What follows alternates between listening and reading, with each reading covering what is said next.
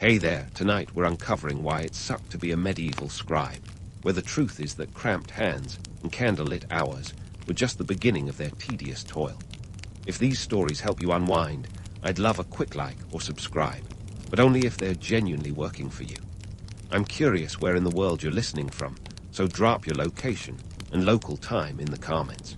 It's amazing seeing our little community span the globe through these historical tales. Now settle in, maybe turn on some white noise or grab your favorite blanket, and let's drift into tonight's story together. Your fingers are cramped, your eyes are strained, and you've got ink in places ink should never be. Welcome to the life of a medieval scribe, where glamour is just a myth and reality is as harsh as a winter in 14th century England. You're hunched over a narrow wooden desk in a chilly scriptorium, the only light slanting in from a narrow, dust-fogged window. If you're lucky, there's a candle flickering beside you, but good luck seeing anything past nightfall. You're tasked with copying manuscripts, because in this era, books don't just appear on a shelf. They're painstakingly crafted, one tediously written letter at a time. Now, let's talk about your tools of the trade. You're not clicking away on a keyboard or even scratching with a quill for the most part. You're using a stylus and ink pot, and heaven help you if you spill any of that precious ink. That stuff is expensive. You have to make it last, like a college student stretching a meal plan through finals week. And that's not even mentioning the vellum, the paper of the medieval world, which is actually made from calfskin. Yes, they literally skinned animals to make books. Each sheet is as precious as gold, and you're expected to use every inch efficiently. Waste a piece, and it's coming out of your pitiful wages. Speaking of wages, let's not pretend you're rolling in riches. You might earn a few pennies a day, barely enough to keep you alive in a world where everything costs more than you'd think. Bread is a luxury, and don't even dream about meat unless you want to blow your entire paycheck. The economic pressures are like a medieval version of student loan debt, always there, always growing. And yet, here you are, stuck in an endless cycle of transcription. You copy page after page, word after word, until you could practically recite the entire Latin text in your sleep. Not that you'd have time to sleep, mind you, because the work never ends. You may have heard tales of scribes as learned men, revered for their literacy and knowledge, but let's bust that myth right now. In truth, the job is less about intellectual prowess and more about endurance. You're less a scholar and more a human photocopier, churning out copies for the monasteries or the wealthy few who can actually afford a book. And the workload is relentless. You churn out manuscript after manuscript, often with tight deadlines because someone's always in a hurry. The irony is delicious. Patrons want their books faster, but the job is so painstakingly slow that you'd swear time itself is marking you. The scriptorium isn't exactly a social hotspot either. You're surrounded by other scribes, each hunched over their own desk, their faces a mix of concentration and misery. Conversation is minimal. The only sound is the scratching of styluses on vellum, and the occasional muttered curse when ink spills or a mistake is made. There's no room for error. One slip, and you've ruined a day's work. Your overseer, probably a monk with a knack for stern looks, will make sure you know just how costly that mistake is. He's got a ledger tracking every sheet and every penny, and he's not shy about docking your pay for slip-ups. So why, you might ask, would anyone choose to be a scribe? Well, it's not like you have a lot of options. In a world where most people can't read or write, literacy is a ticket to employment. Plus, being a scribe is seen as a somewhat respectable profession, even if it doesn't pay well. You're part of a tradition that preserves knowledge, that keeps the words of the ancients alive. It's a small comfort when you're hunched over a desk in a room that smells like ink and sweat, but it's something, right? And yet, despite the hardships, there's a strange satisfaction in the work. You're creating something that will last, something that might even outlive you. In an age where the average life expectancy is about 30 to 40 years, that's no small thing. You're part of a lineage, a chain of scribes stretching back centuries, each contributing to the continuation of knowledge. It's a legacy of ink-stained hands and weary eyes, but it's a legacy nonetheless. So here you are, a medieval scribe in the trenches of transcription. It's not glamorous, it's not lucrative, and it's certainly not easy. But it's your life, and for now, that's enough. You dip your stylus in ink once more, take a deep breath, and dive back into the endless sea of words. The work continues, as it always does, one letter at a time. And so the dance of ink and vellum continues, But let's take a step back and look at the stage you're working on, the scriptorium. It's less Broadway and more boot camp for the literate. You're not alone in this literary sweatshop. No, you're surrounded by fellow scribes, each one hunched like a question mark over their own labor of love or loathing, depending on how many mistakes they've made today.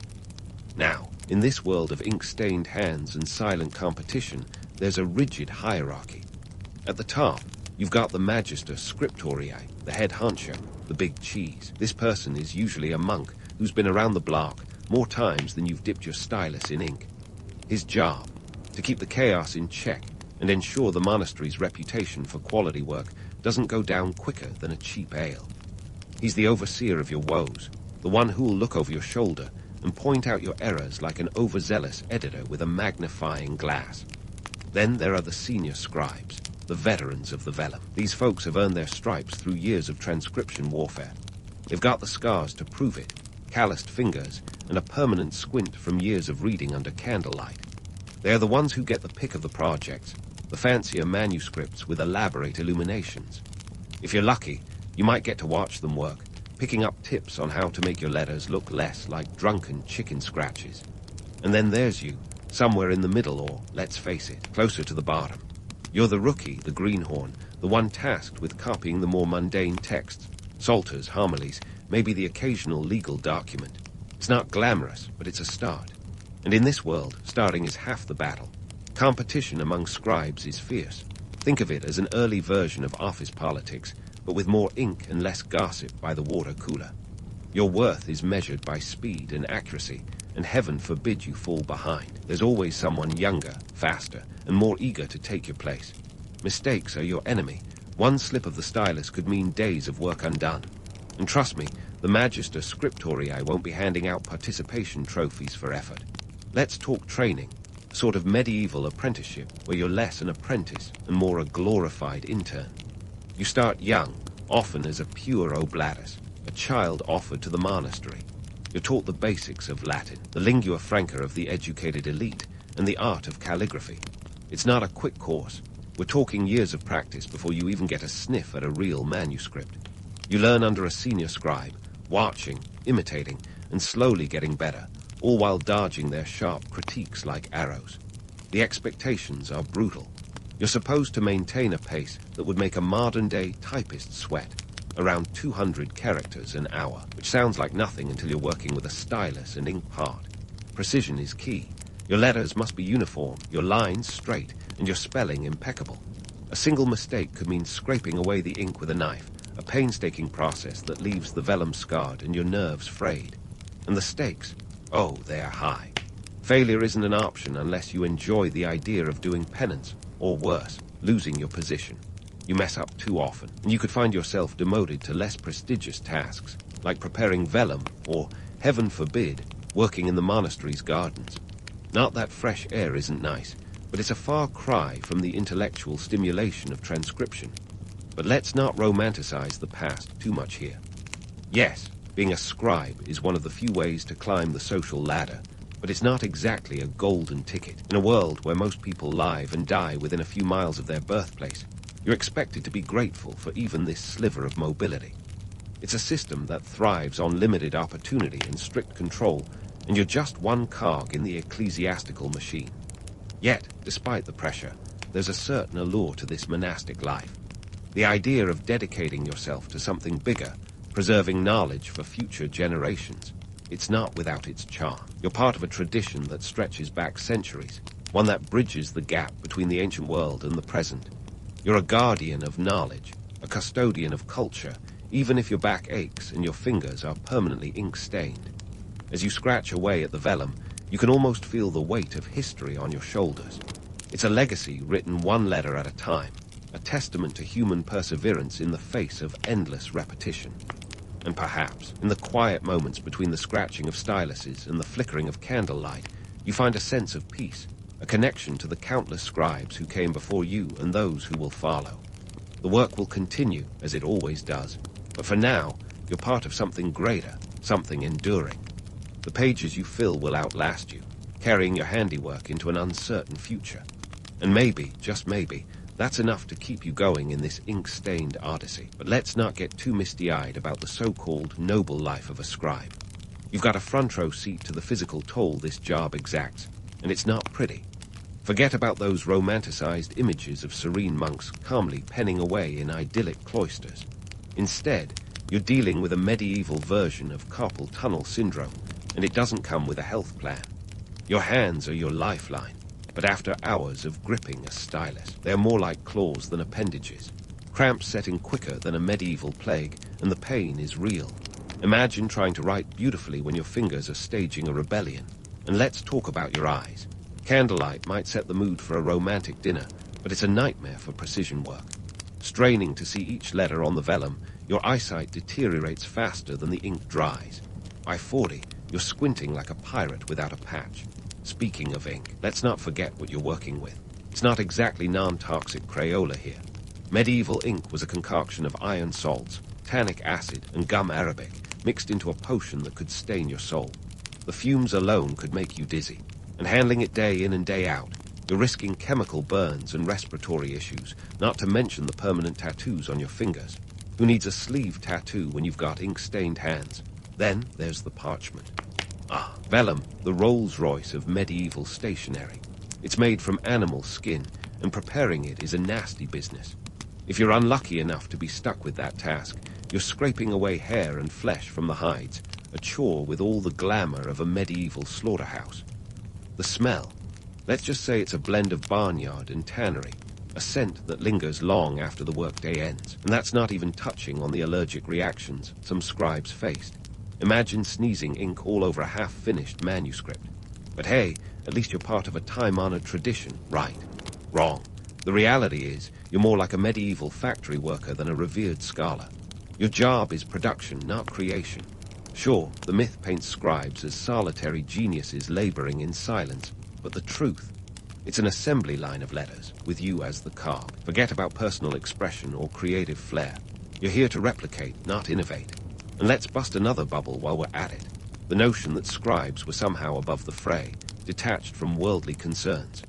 In reality, your survival hinges on the economic tides as much as any peasant toiling in the fields.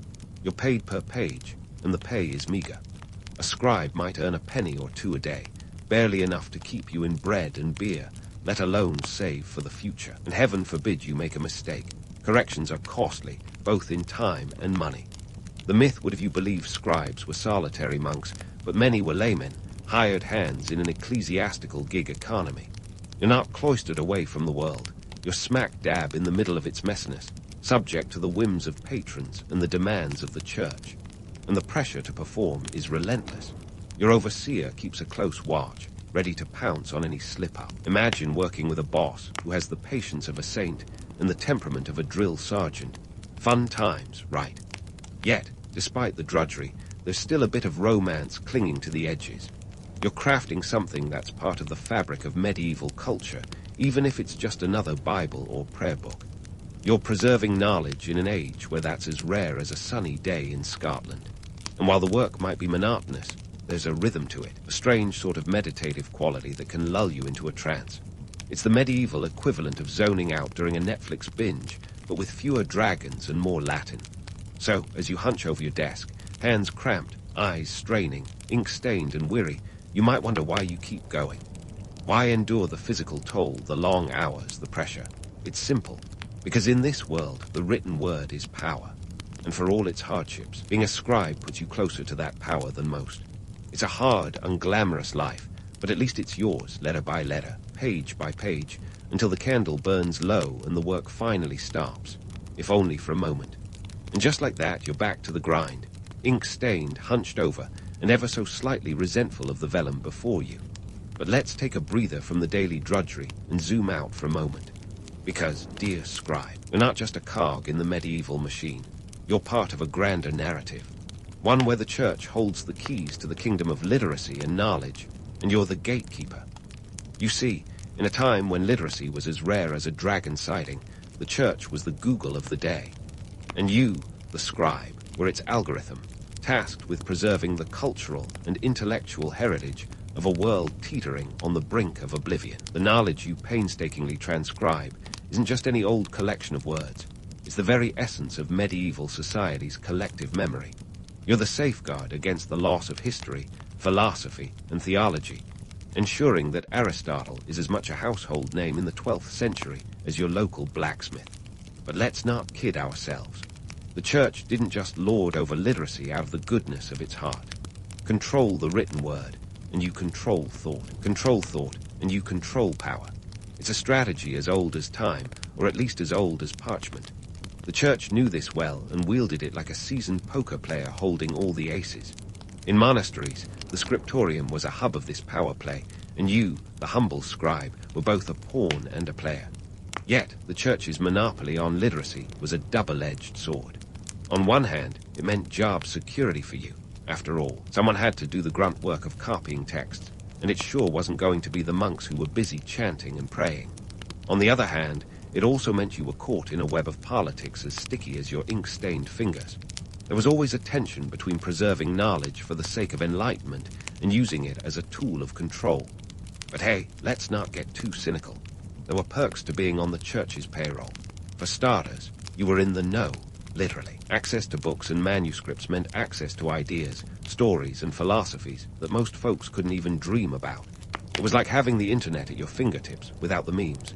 You were part of an elite circle, privy to the secrets of the ancients, and perhaps even a few modern-day scandals. After all, who better to catch a juicy piece of gossip than someone who spends their days reading? And yet, the politics didn't stop with the church. Oh no, the secular world had its own games to play, and scribes were often caught in the crossfire. Take, for instance, the rise of universities in the 12th and 13th centuries. Suddenly, there was a growing demand for more books, not just religious texts, but works of science, medicine, and law. The scribes who had once been tethered to monasteries found themselves courted by academic institutions eager to fill their libraries with the wisdom of the ages. But with new opportunities came new challenges. You had to be savvy, navigating a marketplace that was as unpredictable as the weather. One day, your skills were in high demand. The next, you were left wondering if you'd have to hawk your services to the highest bidder. And let's not forget the competition. With the proliferation of universities came a surge of literate individuals, each vying for a piece of the pie. It was a dog-eat-dog world, and the ink-stained wretches had to fight tooth and nail to stay relevant. Yet, despite the chaos, there was a certain thrill to it all. You were part of a cultural renaissance, a movement that was slowly, inexorably changing the world. The manuscripts you worked on weren't just static words on a page. They were living, breathing entities that would shape the thoughts and beliefs of generations to come. You were contributing to a legacy that would outlast even the grandest of cathedrals. Of course, not everyone was thrilled about this newfound accessibility to knowledge. The church, wary of losing its grip on the intellectual reins, often pushed back, attempting to regulate what could and couldn't be copied. The Index Librorum Prohibitorum, the infamous list of prohibited books, was a direct response to this perceived threat. As a scribe, you were caught in the middle, forced to walk a tightrope between obedience and intellectual curiosity. And so, you adapted. It was a game of survival, after all. You learned to navigate the politics, to read between the lines, quite literally. You became adept at subtlety, at inferring what could be said, and what was better left unwritten. It was a delicate dance, one that required nimble fingers and an even nimbler mind. But despite the challenges, there was an undeniable allure to the life of a scribe. You were part of something greater, something that transcended the petty squabbles of power-hungry leaders. You were a guardian of knowledge, a steward of history, ensuring that the voices of the past would not be silenced by the passage of time. And as you dipped your stylus into the ink part once more, you couldn't help but feel a sense of pride. Yes, it was a hard, thankless job, but it was also a privilege, a chance to be part of a story that was still being written, one letter at a time. Every stroke of your stylus was an act of defiance, a declaration that knowledge mattered, that it was worth preserving no matter the cost. So here's to you, the unsung hero of the medieval world, the one who toiled in obscurity so that others might see the light. You might never be remembered by name, but your work would endure, a testament to the power of the written word. And in the end, what greater legacy could there be than that? The world would keep turning, and the ink would keep flowing as it always did. But for now, you were content to play your part, knowing that your efforts would echo through the ages, long after the candle burned out. As you sit there, stylus in hand, contemplating your place in the grand tapestry of history, let's shift gears and think about how this whole scribing gig wound down. You see, the medieval scribe wasn't just a relic of the past. They were the harbinger of a future they couldn't have imagined.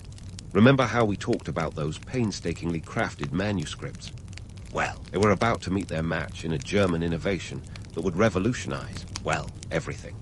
Enter Johannes Gutenberg, the guy who, in the mid-15th century, decided that enough was enough with all the ink-stained fingers and hand cramps. Gutenberg's invention, the movable type printing press, was like the medieval equivalent of the internet. Suddenly, you could mass-produce texts with a speed and accuracy that would make even the most seasoned scribe weep with envy. By 1455, Gutenberg had printed his famous Bible, a 282-page marvel that made handwritten copies look like slow-motion replays.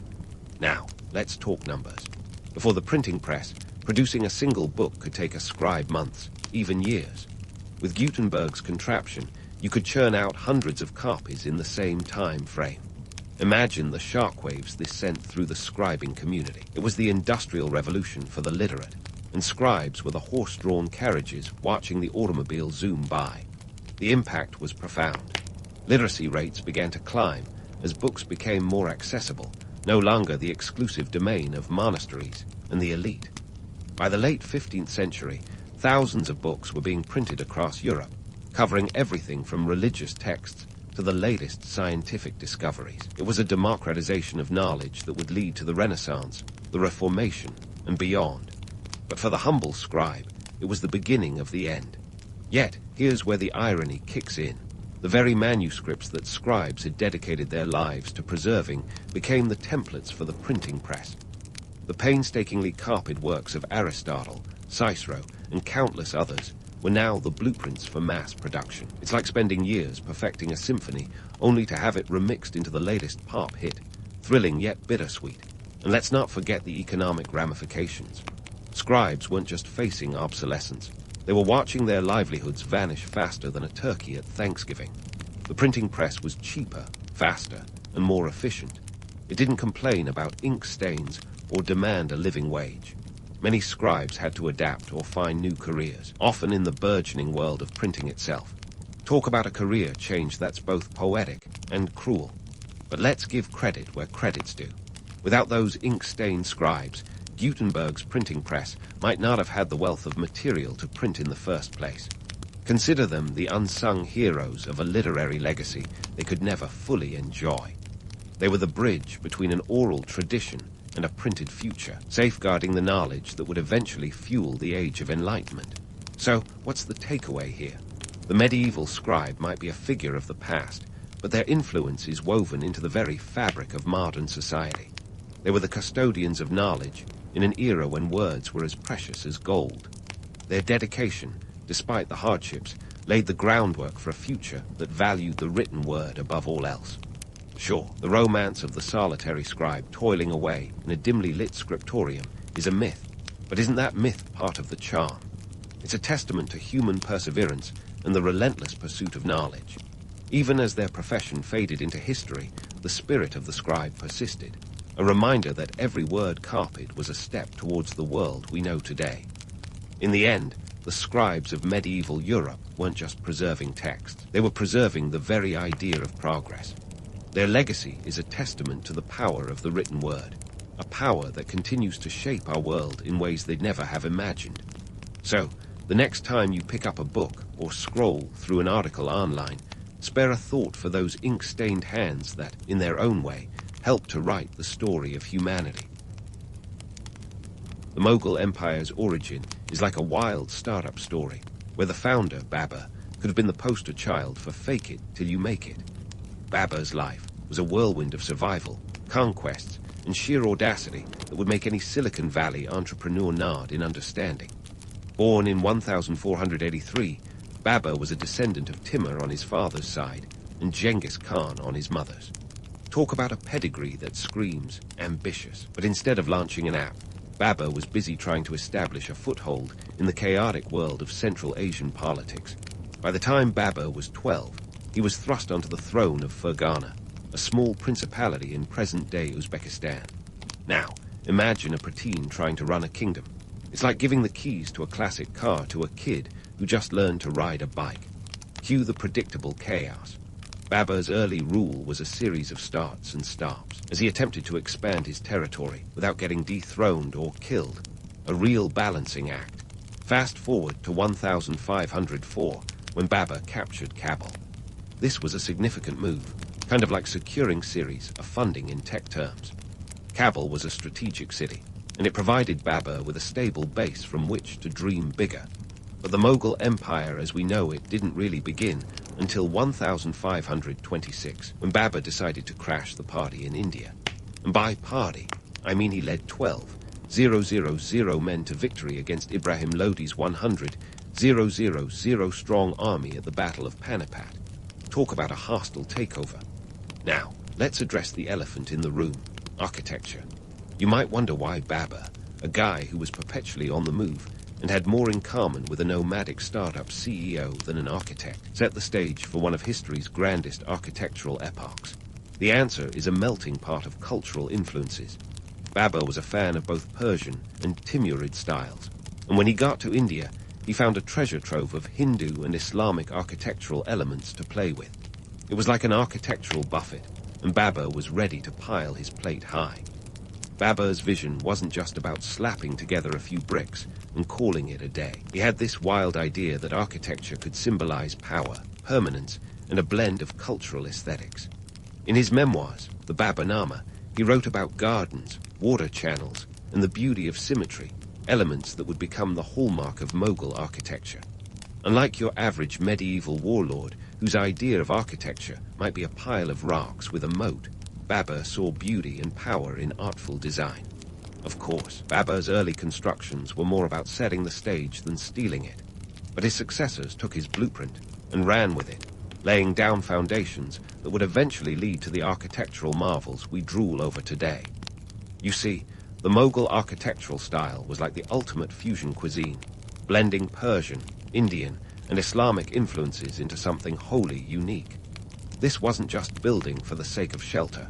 This was crafting a legacy. Fast forward to the reign of Akbar, Babur's grandson, who really kicked things up a notch.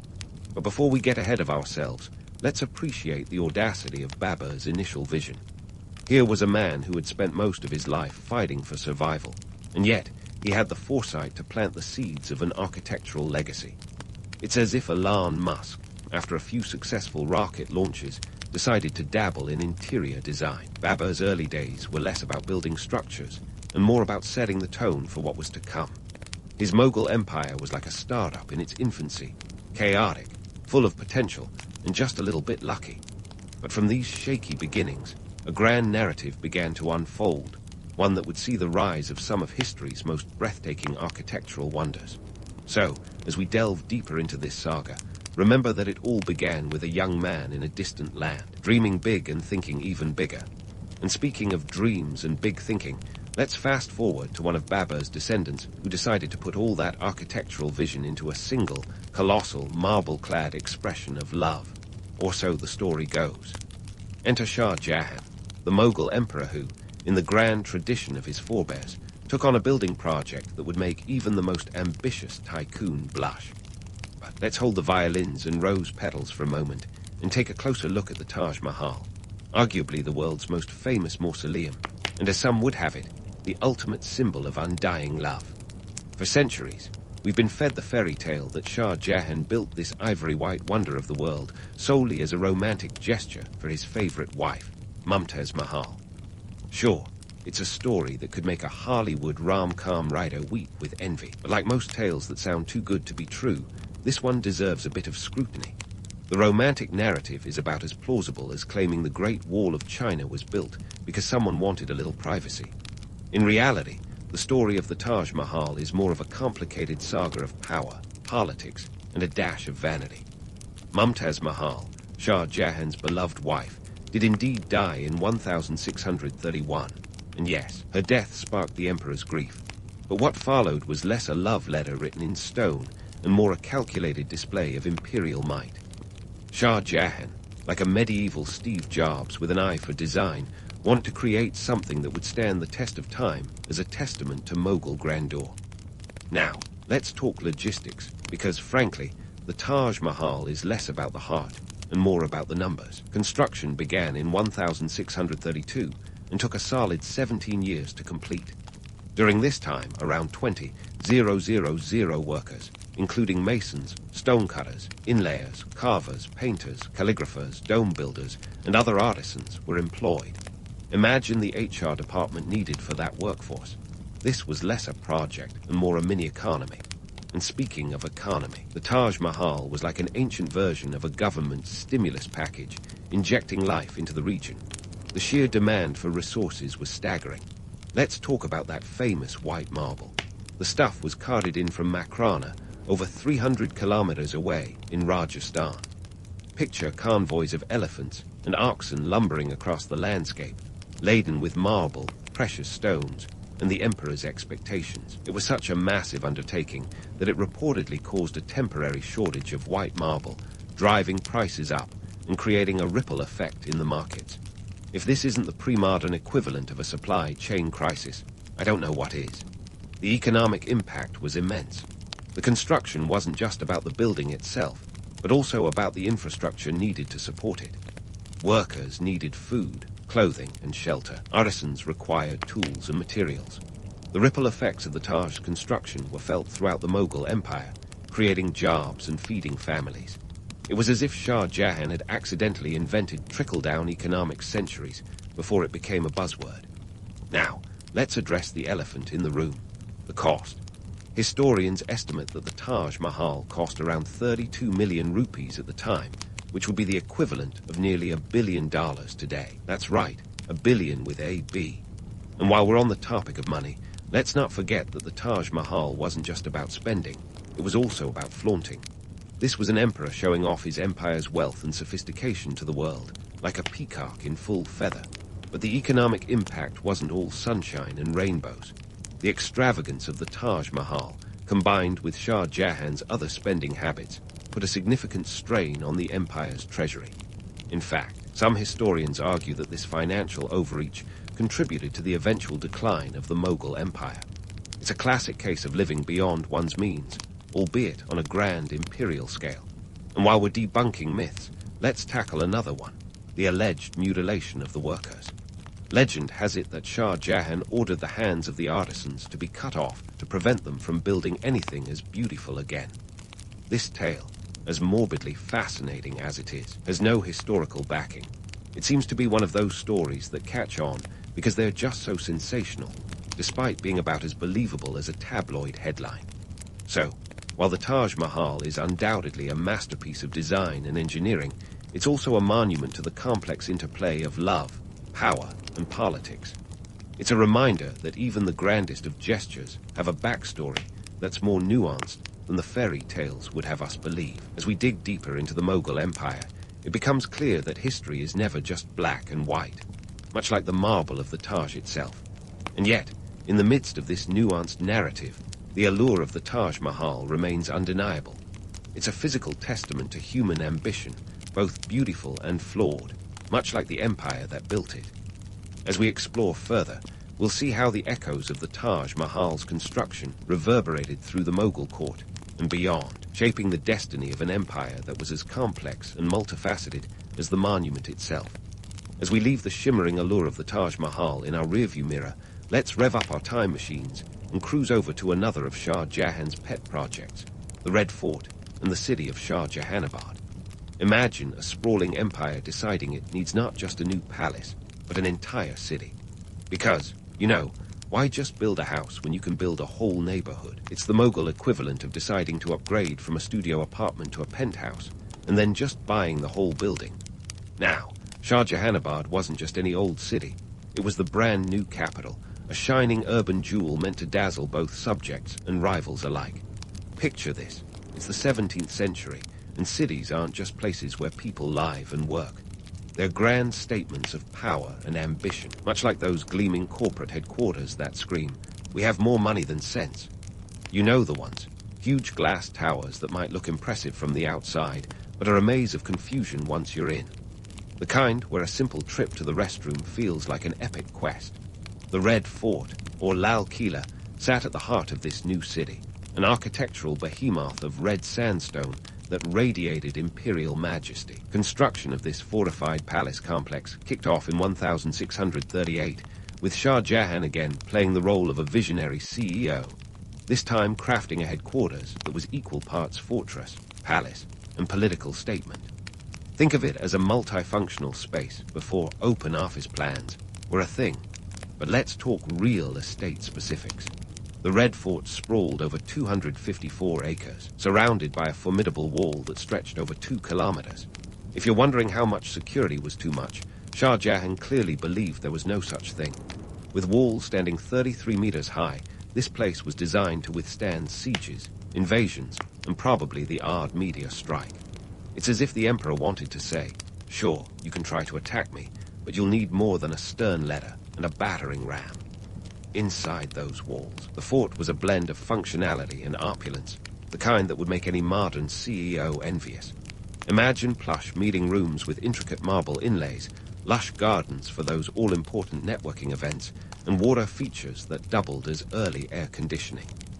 Shah Jahan even included a public audience hall, the Diwanayam, where he held court and listened to the grievances of his subjects.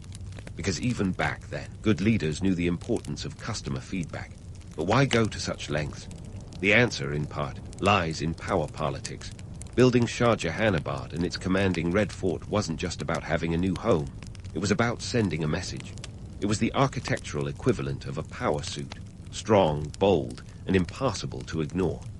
For Shah Jahan, this was about intimidating rivals and asserting dominance, much like a peacock flaunting its feathers. The message was crystal clear.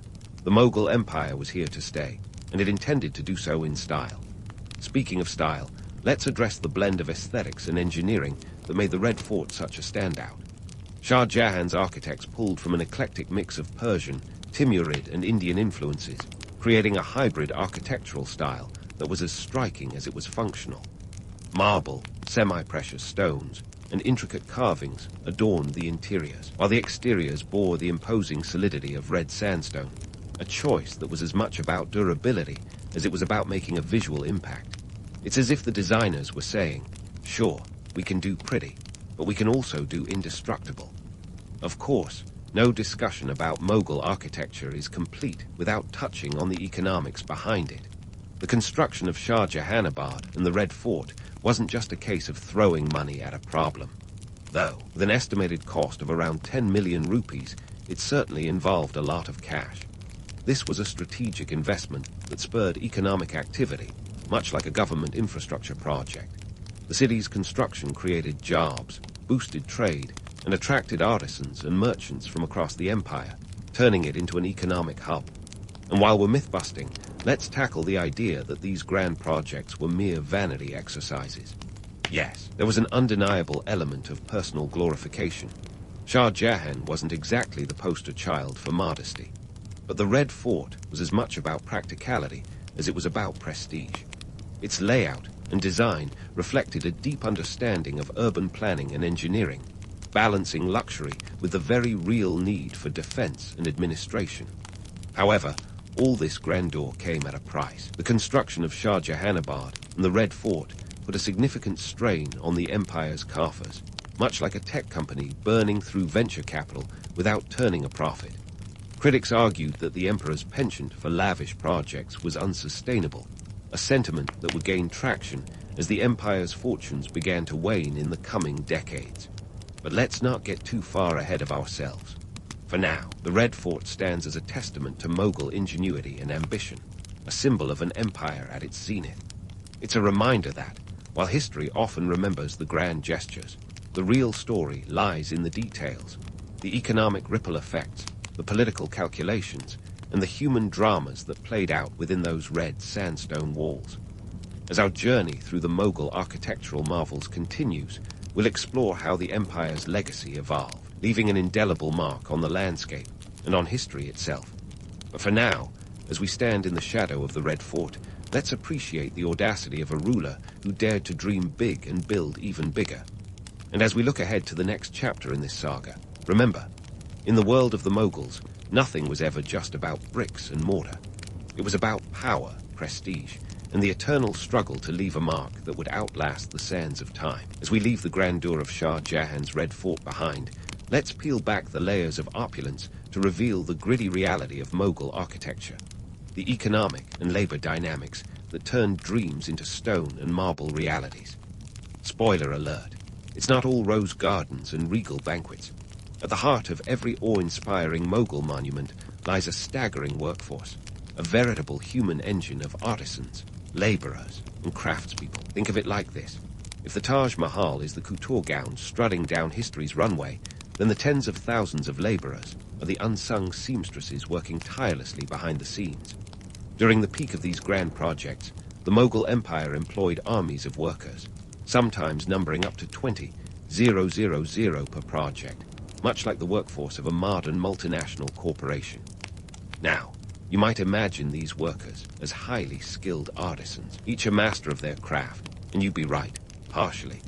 Yes, the finest artisans came from across the empire, but they were often joined by a much larger contingent of unskilled laborers whose job was less glamorous and more grueling. Picture a construction site with its fair share of back-breaking toil, except instead of hard hats and steel-toed boots, you had turbaned workers moving tons of stone under the searing Indian sun. It's like an early version of today's gig economy, except with far fewer rights and a lot more sweat. Yet, the empire's architectural endeavors weren't just about human capital. They were also about economic maneuvering. The construction projects acted like massive economic engines, pumping resources and labor into the economy. They created ripple effects that extended beyond building sites to marketplaces and entire regions. But here's the kicker. While the economic impact was undeniably positive in some respects, it also exposed the empire's Achilles heel, over-reliance on luxury and spectacle. You see, while Shah Jahan and his contemporaries were busy drafting blueprints for the next big thing, they were also quietly draining the empire's coffers. The Taj Mahal, for instance, cost an estimated 32 million rupees, roughly equivalent to $1 billion today. That's the kind of price tag that makes modern infrastructure projects seem like garage sales. Such staggering costs led to budget deficits, and eventually, the empire's financial fragility.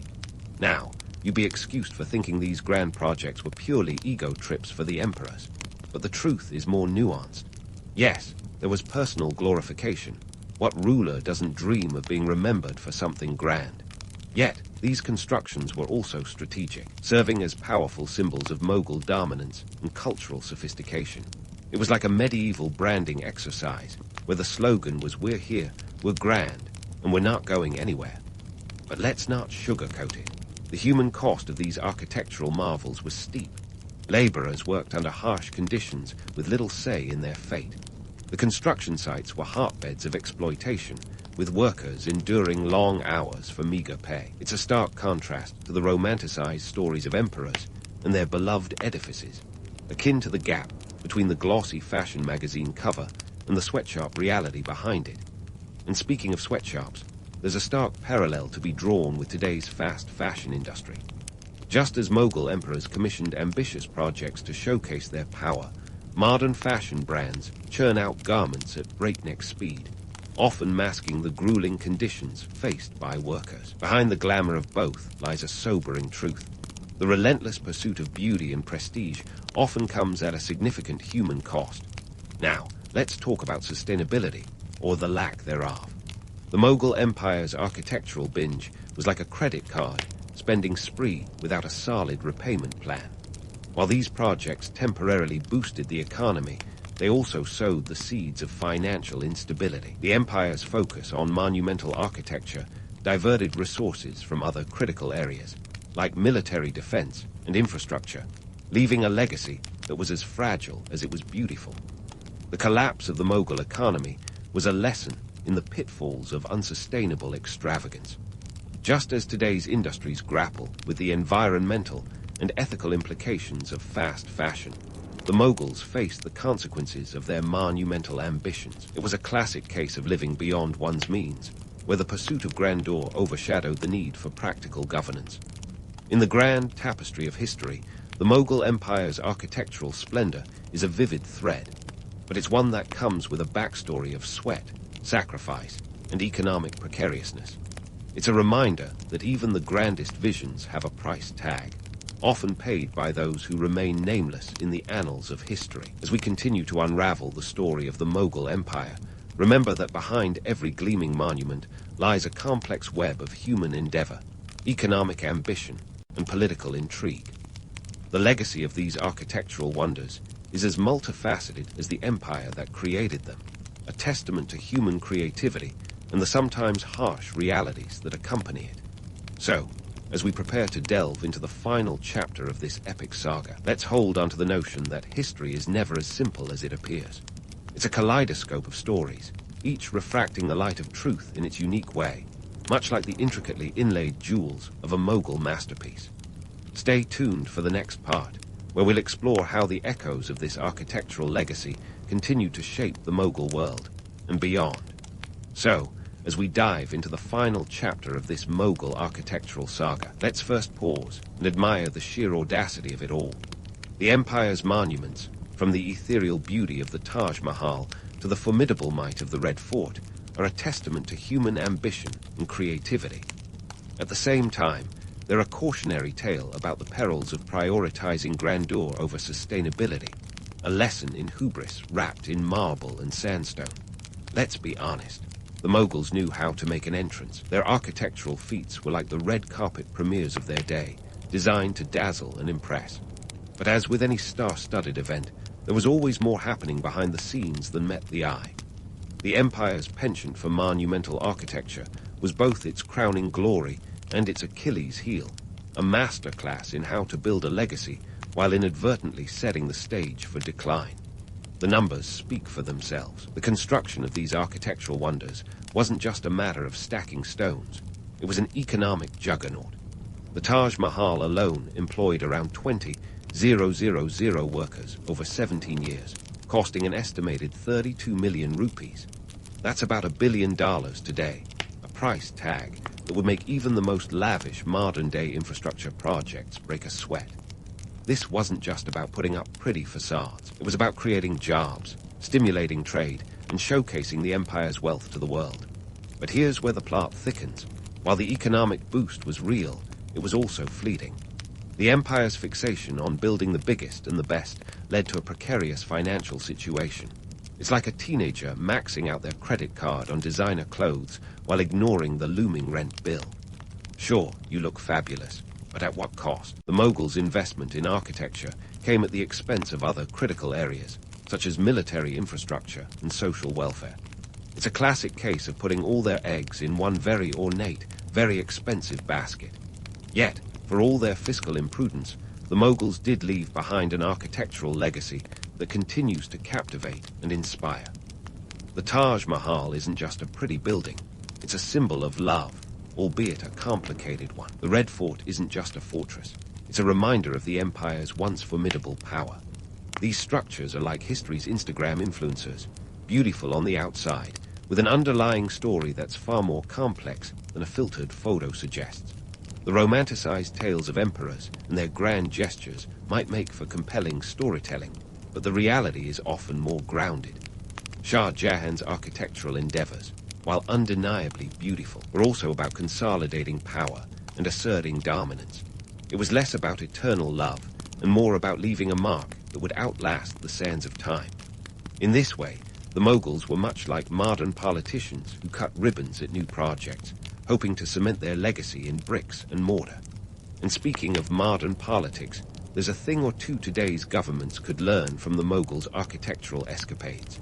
For starters, it's crucial to balance ambition with practicality. Building a shiny new monument is all well and good, but if it comes at the cost of financial stability or social welfare, it's a hollow victory. It's the age-old debate between substance and style, with history often showing us that the two aren't mutually exclusive, but they do require careful balancing. The Mughals' architectural legacy is also a reminder of the power of cultural synthesis. Their buildings are a fusion of Persian, Indian, and Islamic influences, creating a unique style that stands out even today. It's a testament to the beauty that can emerge from blending different traditions and ideas, a lesson in the value of diversity that remains relevant in our increasingly interconnected world. But let's not get too starry-eyed. Behind every gleaming dome and intricate carving lies a workforce that toiled under harsh conditions, often without recognition or reward. It's a sobering reminder that the pursuit of beauty and prestige can come at a significant human cost, a reality that persists in many industries today. As we admire these architectural marvels, we should also honor the unsung laborers who made them possible, remembering that their stories are just as important as those of the emperors who commissioned them. In the end, the Mughal architectural saga is a rich tapestry of ambition, power, and creativity, woven together with threads of economic savvy and political cunning. It's a reminder that while history often remembers the grand gestures, it's the details, the economic ripple effects, the political calculations, and the human stories that truly shape the narrative. As we close the chapter on this epic tale, let's carry forward the lessons of the Moguls. Dream big, build with purpose, and never forget the people who turn visions into reality. So, as we step back from the shadows of these magnificent structures, let's take a moment to appreciate their dual nature, both as symbols of human achievement and as cautionary tales of excess. The Mughal Empire may have faded into history, but its architectural legacy continues to resonate, a testament to the timeless dance between aspiration and consequence. And who knows, maybe one day we'll find that perfect balance between dreaming big and living within our means, a legacy worth leaving for future generations. In the harsh and unforgiving landscape of the Mongolian steppe, where the wind seems to have a personal vendetta against anyone standing upright, a boy named Temujin was born around 1162. His life was destined to be anything but ordinary, though at the time, he was just another kid trying not to freeze his toes off. The steppe was a place where survival was an extreme sport, and alliances shifted faster than the sands of the Gobi Desert. This was the backdrop against which Temujin would rise, a place where the law of the land was less about legal codes and more about who could swing a sword the fastest. Temujin's early years were a masterclass in adversity. His father, Yesujay, was a chieftain of the Borjigin clan, but that was less of a golden ticket and more of an invitation to trouble. When Temujin was a mere 9 years old, his father was poisoned by a rival clan, the Tatars. Classic steppe politics. Why settle for a handshake when you can opt for a surprise poisoning? With Yesujay out of the picture, Temujin's family was left without protection, effectively transforming them into steppe pariahs. The clan abandoned them, leaving young Temujin and his family to fend for themselves, a situation about as fun as it sounds. While most might have resigned themselves to a life of obscurity or worse, Temujin had different plans. It wasn't just about survival. It was about carving a new path through a world that seemed intent on crushing him. Early on, he displayed a knack for making friends in high places, or at least useful ones. He secured the loyalty of Jamaka, a blood brother, or Anda, as they called it.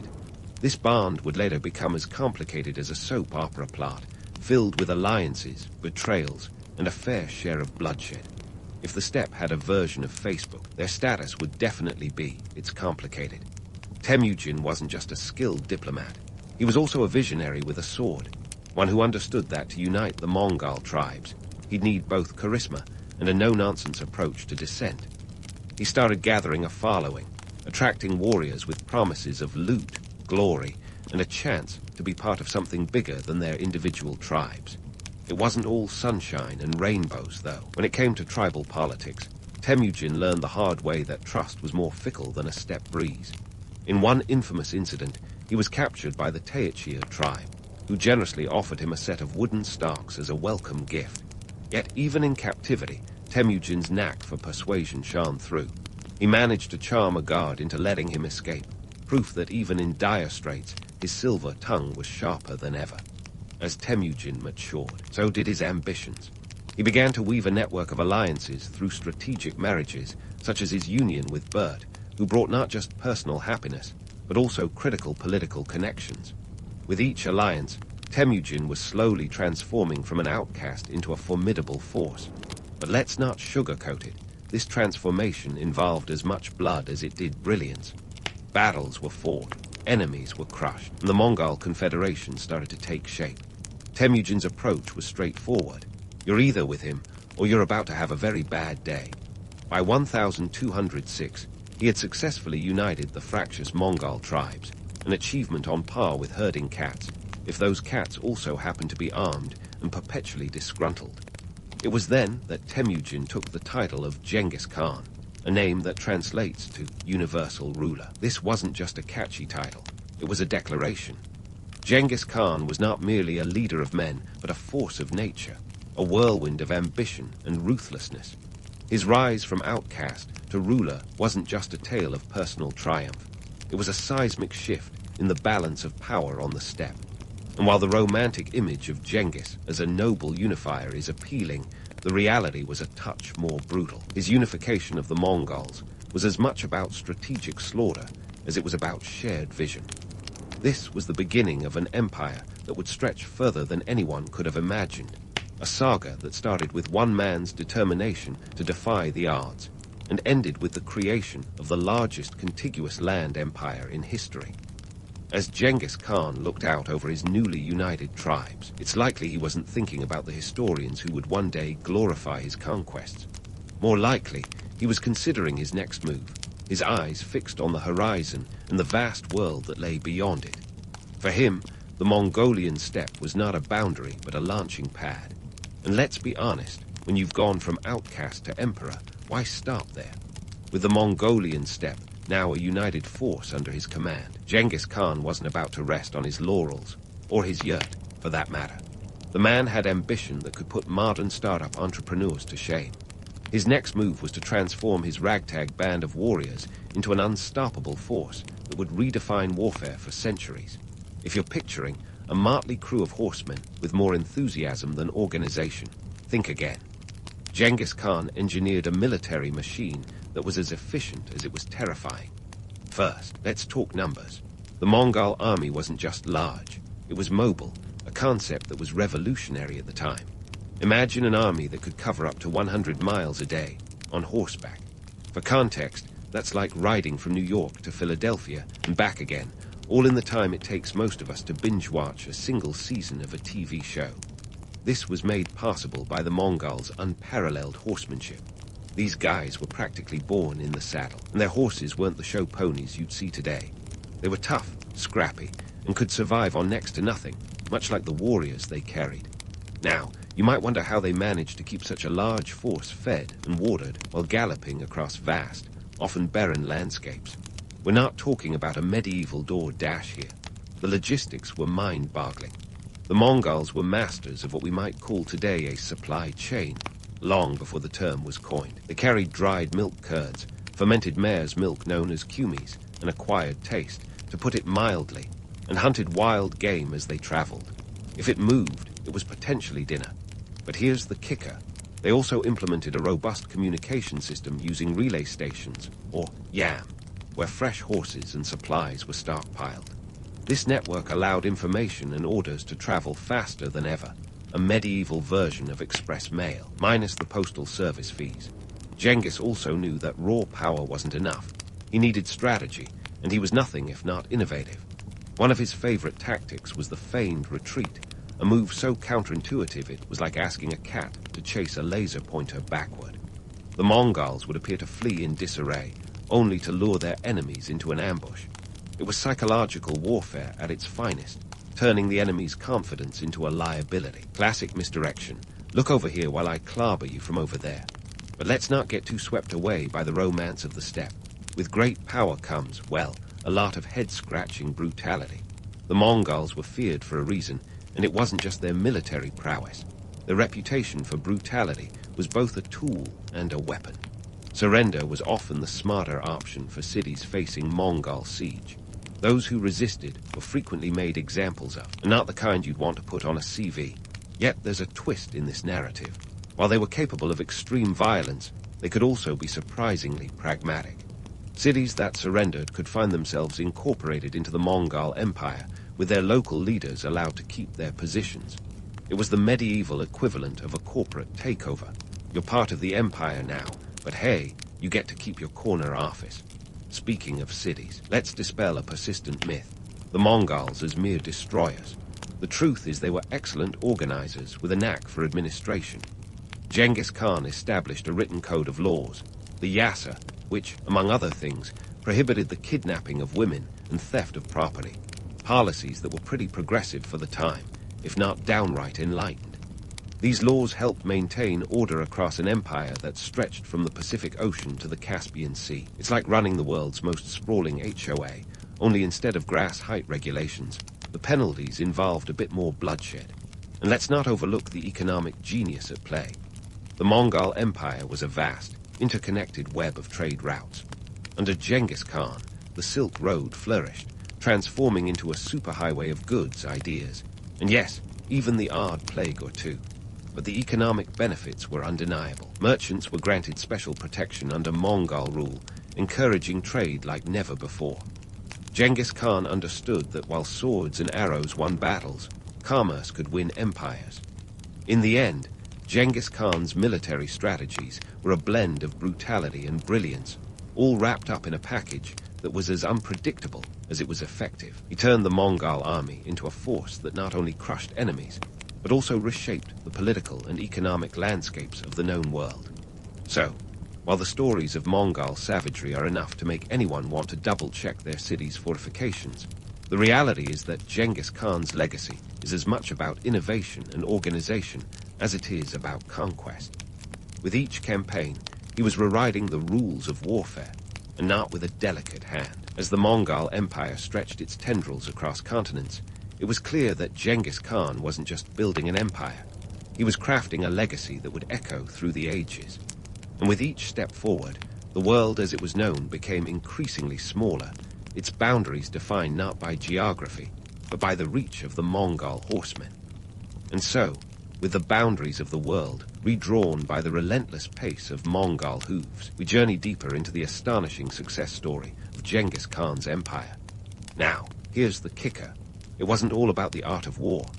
Behind the curtain of conquest was a masterclass in economic management that would leave even Wall Street brokers nodding in approval. You see, Genghis Khan wasn't just a warlord. He was a shrewd CEO managing one of the most diverse and sprawling enterprises history has ever seen. Let's rip off the cloak of myth and peer into the nuts and bolts of how this empire didn't just survive, but thrive. First up, let's talk Silk Road. This wasn't just a dusty trail for caravans and camels. It was the nerve center of global trade, the very lifeblood of the empire. Under Mongol rule, the Silk Road was less of a road and more of a transcontinental superhighway. Genghis Khan understood that control of this route meant control of the riches of the world. His policies turned the Silk Road into a bustling artery of commerce, with goods flowing from China to the Mediterranean faster than you can say Marco Polo. Here's how he did it. Think of the Mongol Empire as the ultimate logistics company. They established a series of relay stations and rest stops, kind of like ancient truck stops, where travelers could rest, resupply, and swap out tired horses for fresh ones. It's like Amazon Prime, but with less packaging waste and more horse manure. This infrastructure made it possible to move goods and information across vast distances at unprecedented speeds, a vital factor in the empire's sustainability. But the real genius was in the details. Genghis Khan implemented a policy of religious tolerance, which, let's be honest, was more of a pragmatic business decision than a spiritual epiphany. By allowing various cultures and religions to coexist, he ensured a steady flow of talent and ideas into his empire. Merchants from every corner of the known world, Muslims, Christians, Buddhists, you name it, flocked to Mongol-controlled territories, knowing they could trade freely without persecution. It was as if the Mongols issued the world's first universal business visa. And then there was the matter of tax.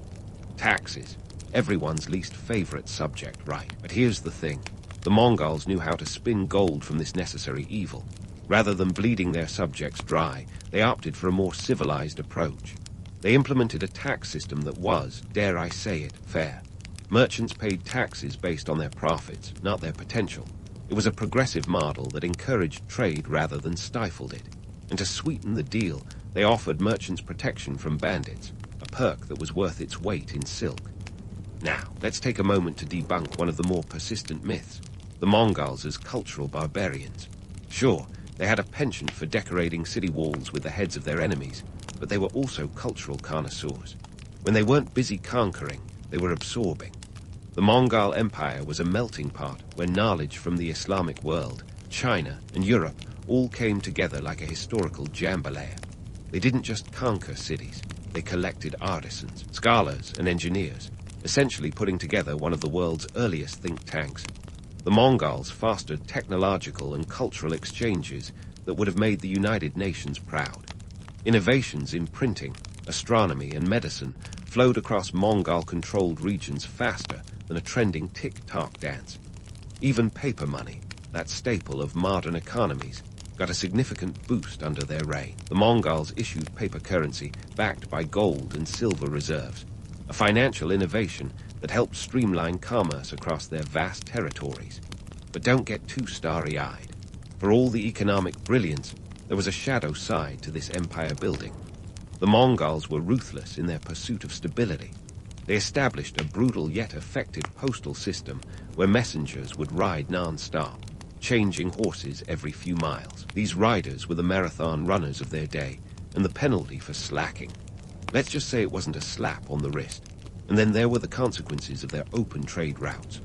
Along with silk and spices, something far less pleasant hitched a ride along those bustling paths, the Black Death. While it's not entirely fair to pin the entire pandemic on the Mongols, their expansive trade network undoubtedly helped the plague gallop across Europe faster than an express Mongol courier. So, what's the takeaway from Genghis Khan's economic strategy? It's a story of contrasts, of innovation and brutality, of a leader who knew that an empire built only on fear could never last. Genghis Khan's legacy is a testament to the power of commerce as a tool of empire, a lesson in how the exchange of goods and ideas can build bridges even where swords have cut them down. As we pause at this juncture in the Mongol saga, remember that the story of Genghis Khan isn't just one of a military juggernaut, it's also an economic marvel. The empire he built wasn't just vast, it was interconnected in ways the world had never seen.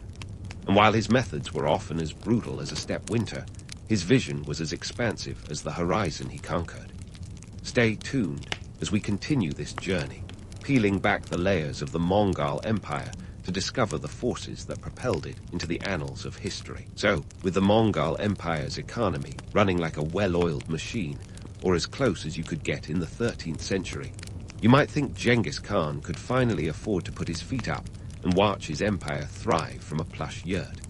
But history, much like a Mongol horseman, doesn't slow down for anyone. In 1227, Genghis Khan shuffled off his mortal coil, leaving behind not just a colossal empire, but also a very big question. Who gets the keys to the kingdom? Imagine leaving your house keys with a group of teenagers and expecting everything to remain intact. That's pretty much the scenario Genghis Khan's heirs were faced with. The empire he crafted was sprawling and diverse, a patchwork quilt of cultures, languages, and religions stitched together by sheer force of will. It was an epic masterpiece, but one that could unravel faster than you could say Silk Road. Enter the succession crisis, stage right. Genghis Khan had 4 sons with his primary wife, Bert, but picking a favorite was about as easy as choosing the best episode of your favorite TV show. Each son had a claim, and each had their own ideas about how to run the empire. Ojdai, the 3rd son, eventually got the nod, but not without some serious politicking. Genghis had laid the foundations by introducing the concept of a Kurultai, a grand council where decisions were hashed out among the elite. Think of it as a medieval board meeting, complete with power plays and the occasional dramatic exit. Ojdai took the reins in 1229, a couple of years after Genghis Khan's death, and to his credit, he wasn't just a placeholder. He expanded the empire into Eastern Europe, adding a significant chunk of what we now call Russia to the Mongol map.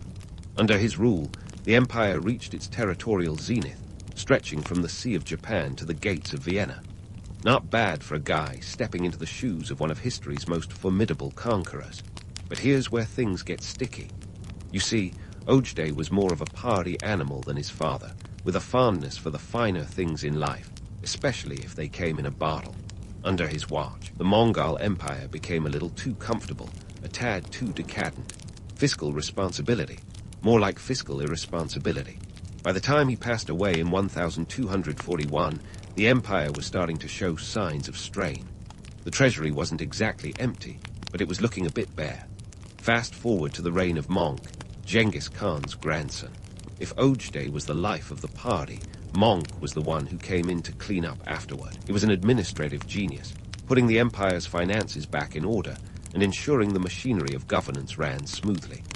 Yet, his reign was cut short in 1259, thanks to a bout of illness that even the best medieval doctors couldn't fix. This untimely exit left the empire facing another succession crisis, with the stage set for a showdown between his brothers, Kublai and Erik Berke. It was like the Mongol version of Game of Thrones, though with fewer dragons and more horse archers.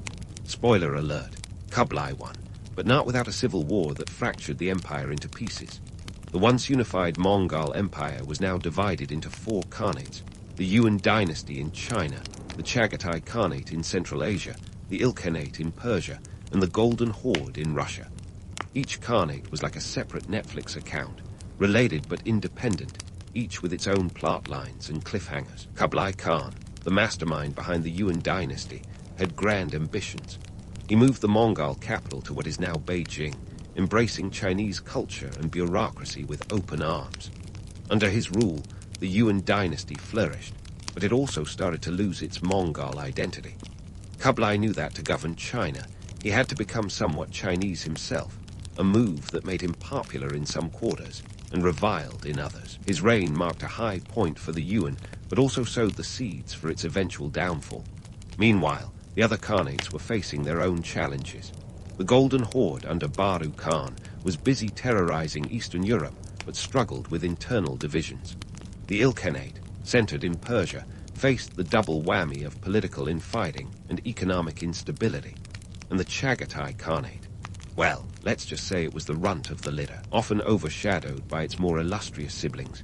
Now, let's debunk a popular myth, that the Mongols were just a bunch of bloodthirsty warmongers.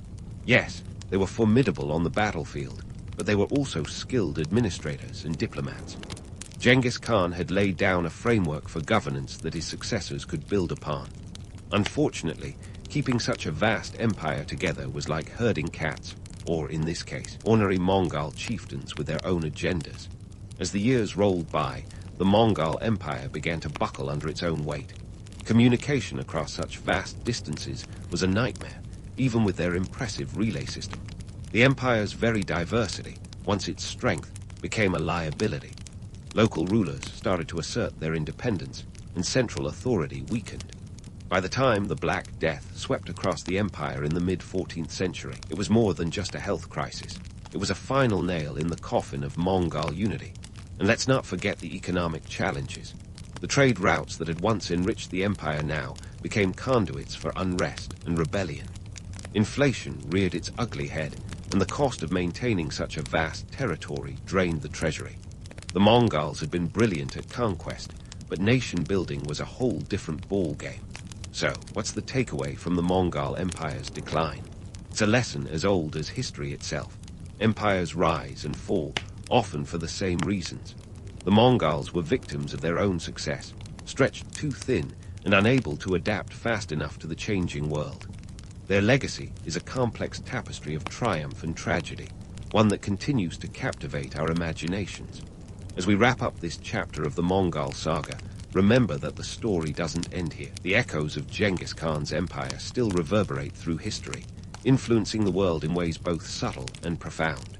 From the steppes of Mongolia to the courts of Europe, the Mongols left an indelible mark, a testament to the power of ambition, innovation, and the occasional well-timed retreat. Stay tuned as we explore the final act of this epic tale, unraveling the threads of an empire that, while fragmented, would never truly fade away. The Mongol Empire, a sprawling colossus that rewrote the rules of engagement and left a lasting footprint on the global stage. As we ponder the final chapters of this epic saga, let's peel back the layers and examine the indelible mark Genghis Khan and his descendants stamped upon the world. From shifting borders to cultural exchanges, the Mongol legacy is as complex as one of those Russian nesting dolls. Just when you think you've got it all figured out, another layer pops up. Let's start with political boundaries. If you're a geography buff, you'll appreciate how Genghis Khan played cartographer on a grand scale. By the time he was done, the Mongol Empire stretched its tendrils across 24 million square kilometers, about 16% of the Earth's total land area. That's like annexing contemporary South America, just with a bit more horseback riding and a lot less Wi-Fi. The Mongols didn't just redraw maps. They wiped the slate clean, dismantling old power structures and creating new ones. The rise of the Mongols hastened the decline of the Islamic Golden Age as they bulldozed through the Khwarezmian Empire, while also putting the fear of the steppes into European kingdoms. Now, if you're wondering why your high school history teacher made such a fuss about the Mongols, it's not just because of their impressive real estate portfolio. Genghis Khan's conquests set off a chain reaction that altered political landscapes far beyond his direct reach. The Mongol invasions inadvertently centralized power in places like Russia, where the Grand Duchy of Moscow began its slow ascent to prominence. Meanwhile, the Muslim world was forever shaken, setting the stage for the eventual rise of the Ottoman Empire. Even China's Yuan dynasty, though short-lived, left a legacy that influenced subsequent dynasties like the Ming and Qing. And speaking of influence, let's talk warfare. Genghis Khan and his merry band of horsemen didn't just ride roughshod over armies. They pioneered tactics that would echo through military academies for centuries. The Mongols introduced the world to the concept of total war, where civilian and military resources are both fair game. Their use of psychological warfare was revolutionary, making enemies surrender without a fight through sheer terror. If you're picturing a Mongol soldier with a PhD in mind games, you're not far off. Actions like the infamous feigned retreat baffled medieval strategists and set the stage for modern maneuver warfare. But the Mongols weren't all about shock and awe. They understood logistics like nobody's business, creating supply lines that would make a modern-day quartermaster swoon. The relay stations, or YAM, were a stroke of genius that allowed their armies to move with unparalleled speed and efficiency. Even today, military logistics owe a nod of gratitude to the Mongols' foresight and planning.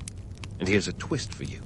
While Genghis Khan was busy burning cities and building empires, he was also laying the groundwork for a cultural exchange that would leave lasting impressions.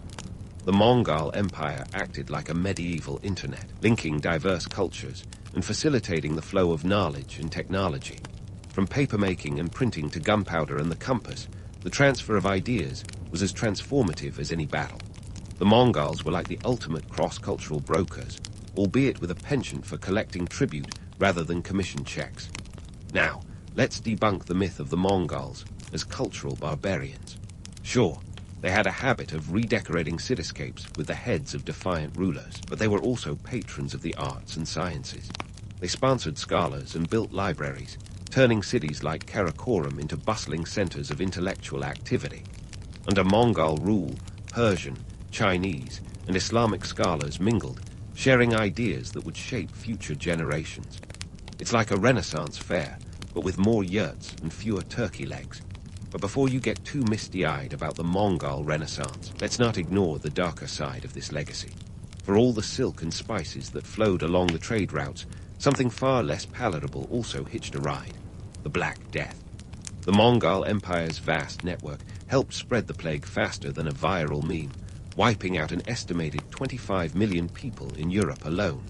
It's a grim reminder that even the most vibrant trade networks can have unforeseen consequences. And then there's the personal legacy of Genghis Khan himself, a figure as polarizing as a political debate at Thanksgiving. Some view him as a visionary leader who united a fractured world, while others see him as a ruthless conqueror who left a trail of destruction. The truth, as always, lies somewhere in between.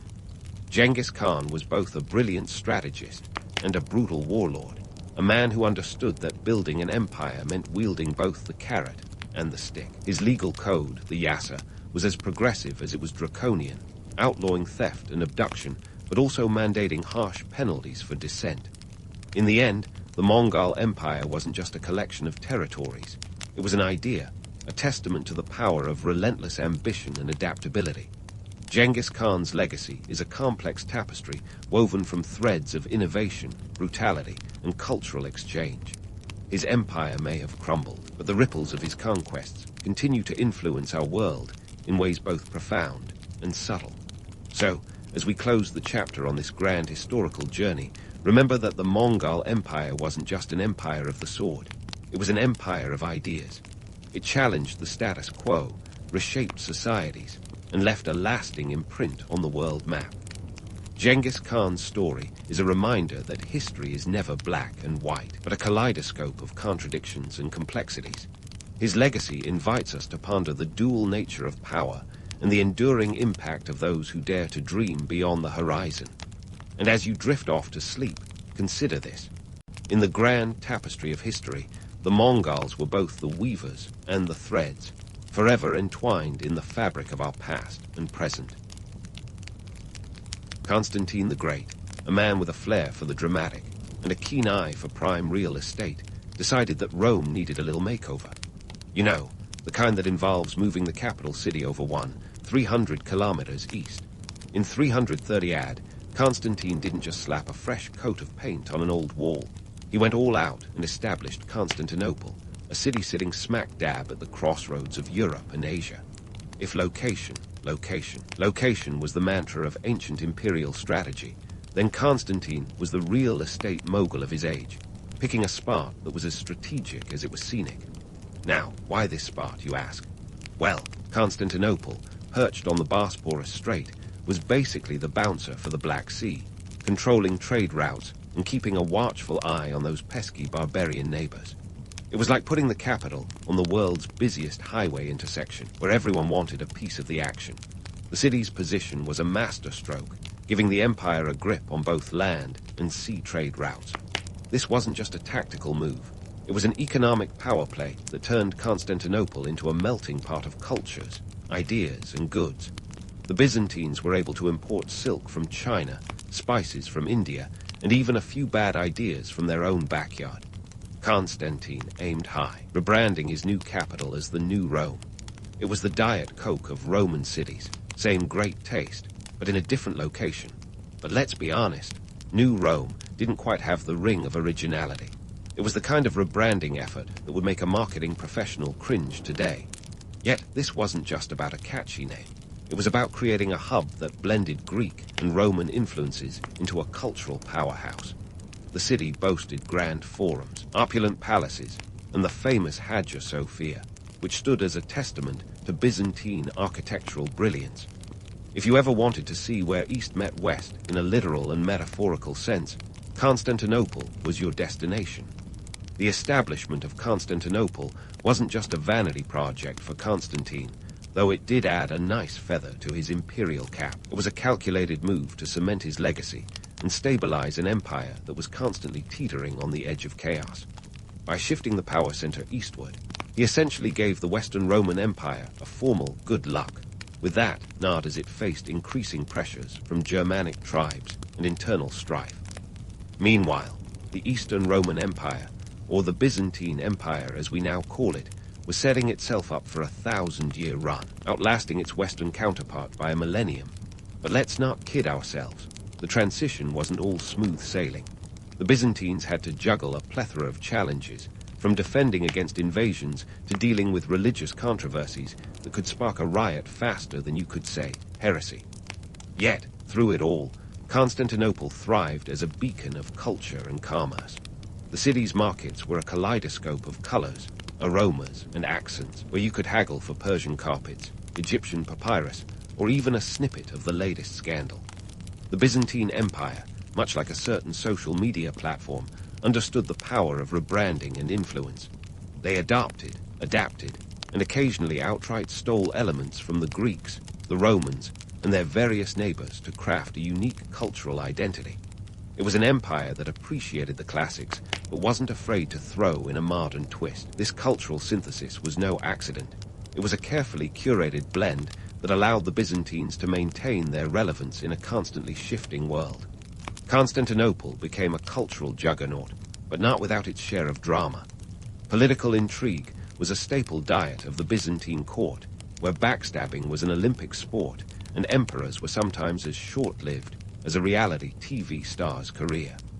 Yet, despite the internal squabbles and external threats, the city remained a cultural and economic anchor for centuries. In essence, the birth of the Byzantine Empire and the founding of Constantinople was a saga of vision and ambition. Constantine's decision to establish a new capital was more than just a geographic shift. It was a gamble that paid off spectacularly, setting the stage for an empire that would leave an indelible mark on history. It was a masterclass in strategic foresight, a testament to the enduring power of a well-chosen location, and a reminder that sometimes the best real estate is where you can see the future. As Constantinople was busy setting the stage for greatness, enter Emperor Justinian I, a man who wasn't content with just being another footnote in history. No, Justinian wanted to be the headline act, and boy, did he deliver. Imagine the 6th century as the Byzantine Empire's golden era, a time when Justinian's ambition was as boundless as his building projects. This guy had a construction agenda that would make modern city planners break into a cold sweat. First on his to-do list, the Hagia Sophia. If buildings could have egos, this one would be strutting down the runway. Completed in 537 AD, this architectural marvel wasn't just a place of worship. It was a statement. With its massive dome, it seemed to defy gravity, challenging the very laws of physics. Over 10,000 workers were employed, and the construction costs were astronomical. Imagine the GDP of a small country poured into one building. But let's not kid ourselves. This wasn't just about religious devotion. The Hagia Sophia was Justinian's way of saying, "Look at what I can do," to both his subjects and his rivals. It was the ultimate flex, a stone and mortar testament to his reign. But Justinian's ambitions didn't stop at bricks and mortar. Enter the Justinian Code, the emperor's attempt to bring some much-needed order to the legal chaos of the time. Before the code, Roman law was a hot mess. Think of it as a giant, tangled ball of red tape. Justinian and his team of legal eagles, led by the jurist Tribonian, sifted through centuries of legal mumbo-jumbo to create a clear, coherent legal system. The results were impressive, with over 4,000 laws and legal opinions laid out in 50 books. It was a Herculean task, akin to organizing a library where every book is written in a different language. Now, while the Justinian Code is often romanticized as a beacon of legal clarity, let's not forget the Byzantine knack for bureaucracy. The code may have streamlined laws, but it also solidified the empire's fondness for paperwork. Byzantine officials were the original red tape enthusiasts, turning even the simplest transactions into a bureaucratic nightmare. Need a permit for a new business? Better pack a lunch, because you're in for a day of line standing and form filling. Despite its flaws, the Justinian Code had a lasting impact, shaping legal systems in Europe for centuries. It was a foundation stone for modern civil law, proving that, sometimes, the Byzantine bureaucracy could churn out a winner. But don't be fooled by the romanticized vision of legal enlightenment. The code was also a tool of control, ensuring that Justinian's grip on the empire was as firm as his architectural ambitions. Speaking of control, Justinian's reign wasn't all sunshine and grand designs. His rule was marked by the Nika riots in 532 AD, a reminder that not everyone was thrilled with his leadership. The riots began as a dispute between rival factions at the Hippodrome and quickly escalated into a full-blown revolt against Justinian's regime. For a week, Constantinople was in chaos, with fires raging and the city's future hanging in the balance. Justinian, facing the very real prospect of being overthrown, was ready to flee. But thanks to his wife, Empress Theodora, who famously declared that royalty is a splendid shroud, he stayed and crushed the uprising, restoring order with a heavy hand. The Nika riots were a stark reminder of the volatility of power. Beneath the glittering facade of the Byzantine Empire lay a hotbed of political intrigue and social unrest. Justinian's rule was a tightrope walk, balancing ambitious projects with the ever-present threat of dissent. His reign was a testament to the complexity of leadership, where vision had to be tempered with pragmatism and occasionally brute force. So, why does Justinian matter? Because his era was a turning point, a time when the Byzantine Empire was not just surviving but thriving. His constructions and legal reforms were not mere vanity projects. They were strategic moves to cement his legacy and stabilize his empire. Yet, even as we admire the grandeur of the Hagia Sophia and the comprehensive nature of the Justinian Code, it's crucial to remember the imperfections. The Byzantine Empire was a land of contrasts, where monumental achievements coexisted with bureaucratic nightmares and political unrest. As we continue to explore the Byzantine Empire, let's not lose sight of the human element, the ambition, the drama, the chaos, all playing out on a grand stage. Justinian's era was a microcosm of the empire itself, complex, ambitious, and occasionally fraught with peril. It was a time of golden achievements and shadowy intrigues, setting the scene for the next act in this epic historical saga. Stay tuned, because the Byzantine story is far from over. As Justinian's ambitious reign continued to unfold, the Byzantine Empire wasn't just becoming a legal and architectural powerhouse. It was also turning into an artistic mecca. Enter the world of Byzantine mosaics, those vibrant, shimmering masterpieces that were basically the empire's version of Instagram. Forget selfies and sunsets. These mosaics were all about political propaganda and religious messages. They adorned the walls and ceilings of churches, palaces, and public buildings, turning every surface into a canvas of divine and imperial storytelling. Now, let's talk materials. Creating these mosaic masterpieces was no small feat. Artists used tiny pieces of colored glass, stone, and ceramic, called tesserae, to craft their intricate designs. And because plain old stone wasn't flashy enough, they often added gold leaf to the mix, giving the mosaics a bling factor that would make even the most extravagant influencer jealous. It was the kind of opulence that said, "We may not have conquered the world, but we sure know how to dazzle." In fact, some mosaics used so much gold that it was rumored you could spot the gleam from miles away on a sunny day.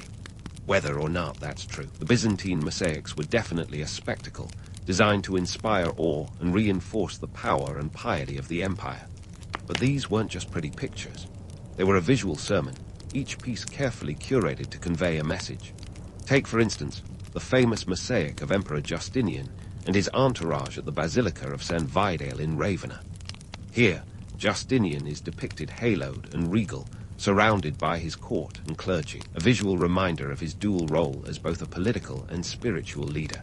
It's like the ultimate power photo op, complete with a choir of angels. The message was clear. Justinian was God's chosen ruler on earth, an extension of divine authority. It's no wonder the emperor poured resources into these mosaics. Control the narrative, control the people. Of course, all this gilded glamour came at a cost. The expense of producing mosaics was astronomical, thanks to the lavish materials and the skilled labor required. But in a world where image was everything, the Byzantines believed it was a worthwhile investment. Who needs well-paved roads when you can have ceilings that sparkle like a million stars? This focus on art over infrastructure might seem impractical today, but for the Byzantines, it was a strategic decision. By investing in these visual displays, they cemented their cultural and religious influence, making sure that their legacy would endure long after the last tessera had fallen. From a broader economic perspective, the production of mosaics also pumped money into the local economy. It wasn't just the artists who benefited. The entire supply chain, from glassmakers to goldsmiths, saw a share of the empire's wealth. In this way, the Byzantine commitment to art wasn't just about aesthetics. It was an economic engine, driving trade and supporting a network of craftsmen. The result was a thriving artistic culture that produced some of the most enduring works of the medieval era. Yet, as much as we gush over the beauty of these mosaics, it's essential to remember the human element behind the art. Each piece was the culmination of countless hours of labor, often by anonymous artists whose names have been lost to history. These were the unsung heroes of the Byzantine artistic legacy, toiling away to create works that would outlast their own lifetimes. And while we might romanticize the grandeur of their creations, it's worth considering the harsh realities of their existence. The life of a Byzantine artist wasn't all gold leaf and glory. It was a relentless grind, with little recognition and even less reward.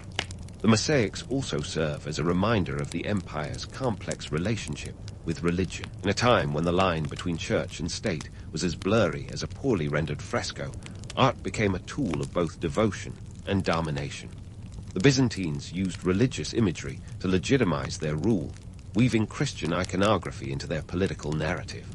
It was a delicate balancing act, maintaining the favor of both God and the people, while keeping potential rivals at bay.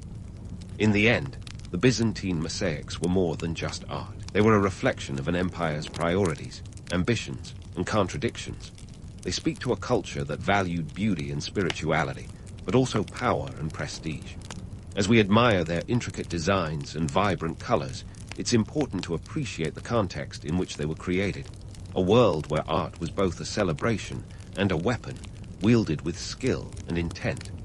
The legacy of these mosaics is still felt today, a testament to the enduring power of art to transcend time and space. They invite us to look beyond the surface, to see the stories woven into each piece of glass and stone. And as we delve deeper into the world of Byzantine art, we'll continue to uncover the layers of history that lie beneath the glittering facade. So stay tuned, because the story of the Byzantines is far from finished, and there's much more to discover. As we peel back the layers of Byzantine culture, let's switch gears from shimmering mosaics to another area where the Byzantines were more than just a footnote: science and technology. The Byzantines, ever the magpies of antiquity, were great at picking up shiny ideas wherever they found them, but did they have the cutting-edge sharpness of their artistic endeavors? Well, let's dive into the annals of Byzantine science with all the enthusiasm of a historian at a yard sale. First stop, medicine. Now, if you think the Byzantine Empire was just about art and politics, you're in for a surprise. These folks were jotting down medical knowledge like hypochondriacs with a penchant for parchment. Enter the Byzantine medical encyclopedias, the medieval equivalent of WebMD, but with fewer diagnostic errors and more Latin. These texts, like the medical compendium in 7 books by Paul of Aegina, were packed with medical wisdom that was both borrowed from the Greeks and original in their Byzantine twists. Picture it, a physician in 7th century Constantinople flipping through pages on how to set a bone or concoct a potion for whatever ailed you. These encyclopedias were the go-to guides, offering remedies that ranged from practical to downright peculiar. Need to treat a headache? Try a poultice of vinegar and rose oil. Got a pesky case of gout? Leeches might just do the trick. It was a time when the line between medicine and magic was as blurred as an ancient manuscript in need of restoration. But let's not get carried away by the romance of ancient medicine. Despite their advances, Byzantine doctors were still operating in a world where germs and bacteria were about as well understood as quantum physics. This was a time when humorism, the idea that health was governed by the balance of bodily fluids, was all the rage.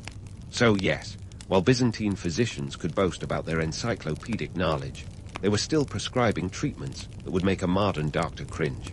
And speaking of things that make you cringe, let's talk about Greek fire.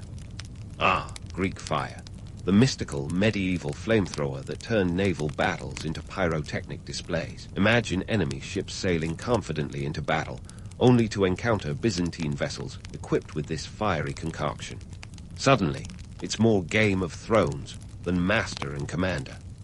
Greek fire was the Byzantine Empire's secret weapon, a formula so closely guarded that it makes the Coca-Cola recipe look like an open-source project. Developed around 672 AD, Greek fire was an incendiary weapon that could continue burning even on water, a nightmare for any fleet caught in its path. The exact ingredients remain a mystery, but historians suspect it involved a cocktail of substances like naphtha, quicklime, and sulfur, topped off with a dash of Byzantine know-how. This wasn't just a weapon. It was a psychological tool, striking fear into the hearts of enemies and ensuring that the Byzantine navy remained a formidable force. But here's the kicker. The Byzantines didn't invent it from scratch. They were building on the knowledge passed down from the Hellenistic world and earlier cultures, refining these ideas with their own innovations. And while Greek fire's reputation is legendary, it was also a double-edged sword. Mishandling it could turn an offensive strategy into a defense disaster faster than you could say, burning deck. So, why all the fuss about Greek fire? Because it was a game-changer in naval warfare. In a world where control of the seas equated to power, Greek fire was a strategic trump card that allowed the Byzantines to punch above their weight. Yet, for all its fiery glory, it also highlights the limits of Byzantine science. While they made significant strides in military technology, other areas lagged behind, often due to a reluctance to deviate from traditional knowledge or challenge established ideas. In medical and military realms, the Byzantines were both innovators and inheritors, blending ancient wisdom with their own ingenious adaptations. But the reality is, for every Greek fire, there were countless other innovations that fizzled out or remained in the shadow of history's more dramatic tales. So, what can we learn from the Byzantine Empire's dabble in science and technology? It's a reminder that history is not just about grand achievements, but also about the quiet persistence of knowledge through time. The Byzantines were not just keepers of the flame, they were occasional torchbearers, lighting the way for future generations. Their medical texts and military inventions were the foundation stones for later advancements, proof that even in the dimmest of times, human curiosity and creativity could spark moments of brilliance. As we continue this historical journey, let's keep in mind the dual nature of Byzantine accomplishments. They were both at the forefront and in the shadows, balancing innovation with tradition and producing a legacy that was as much about continuity as it was about change. The Byzantines may not have been the ultimate pioneers of their age, but they were the steadfast custodians of knowledge, making sure the torch of learning never flickered out entirely. Stay tuned as we delve deeper into the heart of this fascinating empire, where the past and future were constantly in dialogue, shaping the world in ways both seen and unseen. Now, as we inch closer to wrapping up this Byzantine odyssey, let's tackle one of the biggest myths out there. The idea that the Byzantine Empire simply crumbled like an overbaked cookie. Sure, Constantinople fell in 1453, marking the end of an era, but calling it a simple fall from grace is like saying the Titanic was just a little wet by the end of its voyage. What really happened is much more nuanced, and dare I say, far more fascinating. The Byzantine Empire wasn't just a single entity that one day decided to take a long nap. It was a complex, evolving beast that adapted, struggled, and occasionally thrived over its 1,000-year-long saga. Its decline was more of a slow burn, a series of unfortunate events and strategic missteps that would make even the most seasoned crisis manager throw in the towel. Political infighting, check. Economic strains, double check. Military setbacks, you bet. But these weren't just random occurrences. They were interwoven challenges that slowly chipped away at the empire's core. Take, for example, the Fourth Crusade in 1204. Originally intended to reclaim the Holy Lands, it took a detour that led to the sacking of Constantinople by fellow Christians. Talk about a plot twist. This wasn't just a military blunder. It was a heart-wrenching betrayal that left the empire weakened and its capital in shambles. The Crusaders didn't just loot treasures. They pilfered Byzantine confidence, leaving a city that was a shadow of its former glory. The economic hit was immense, with stolen relics and artworks popping up in Western Europe like unwanted souvenirs. Yet, even in its twilight years, the Byzantine Empire was still flickering with cultural brilliance. While the political structure was wobbling like a Jenga tower in a hurricane, the intellectual contributions of the Byzantines were quietly laying the groundwork for the Renaissance. Scholars fleeing the crumbling empire took with them a treasure trove of ancient manuscripts, texts by Plato, Aristotle, and other Greek luminaries that had been preserved, translated, and expanded upon by Byzantine scholars. This wasn't just a transfer of knowledge. It was an intellectual seed bank, ready to germinate in the fertile soil of a Europe on the cusp of enlightenment. And let's not forget the Byzantine influence on modern governance. The empire's complex bureaucracy and legal systems, particularly those established under Justinian, were precursors to the civil law traditions we see today. Their emphasis on codified laws and administrative divisions provided a model for governance that was both structured and adaptable. The Byzantines knew that power and paperwork went hand in hand, a lesson that echoes through the corridors of contemporary government offices worldwide. While it's easy to romanticize the Byzantine Empire as a glittering relic of the past, its legacy is far more impactful, and yes, complicated. From influencing art and architecture to shaping legal and political thought, the Byzantines left a mark that's more akin to a deep etch than a mere footnote.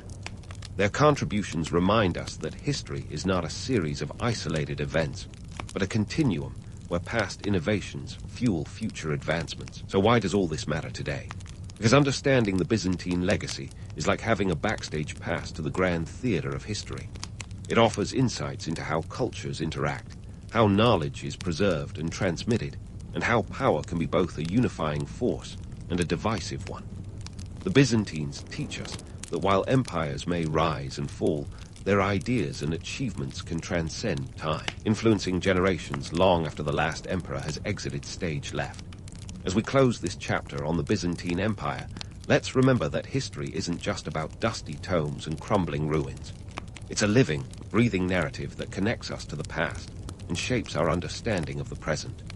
The Byzantines, with all their triumphs and tribulations, remind us that the story of human civilization is one of resilience, reinvention, and occasional brilliance. So next time you hear the word Byzantine, think beyond the cliches of disarray and decadence.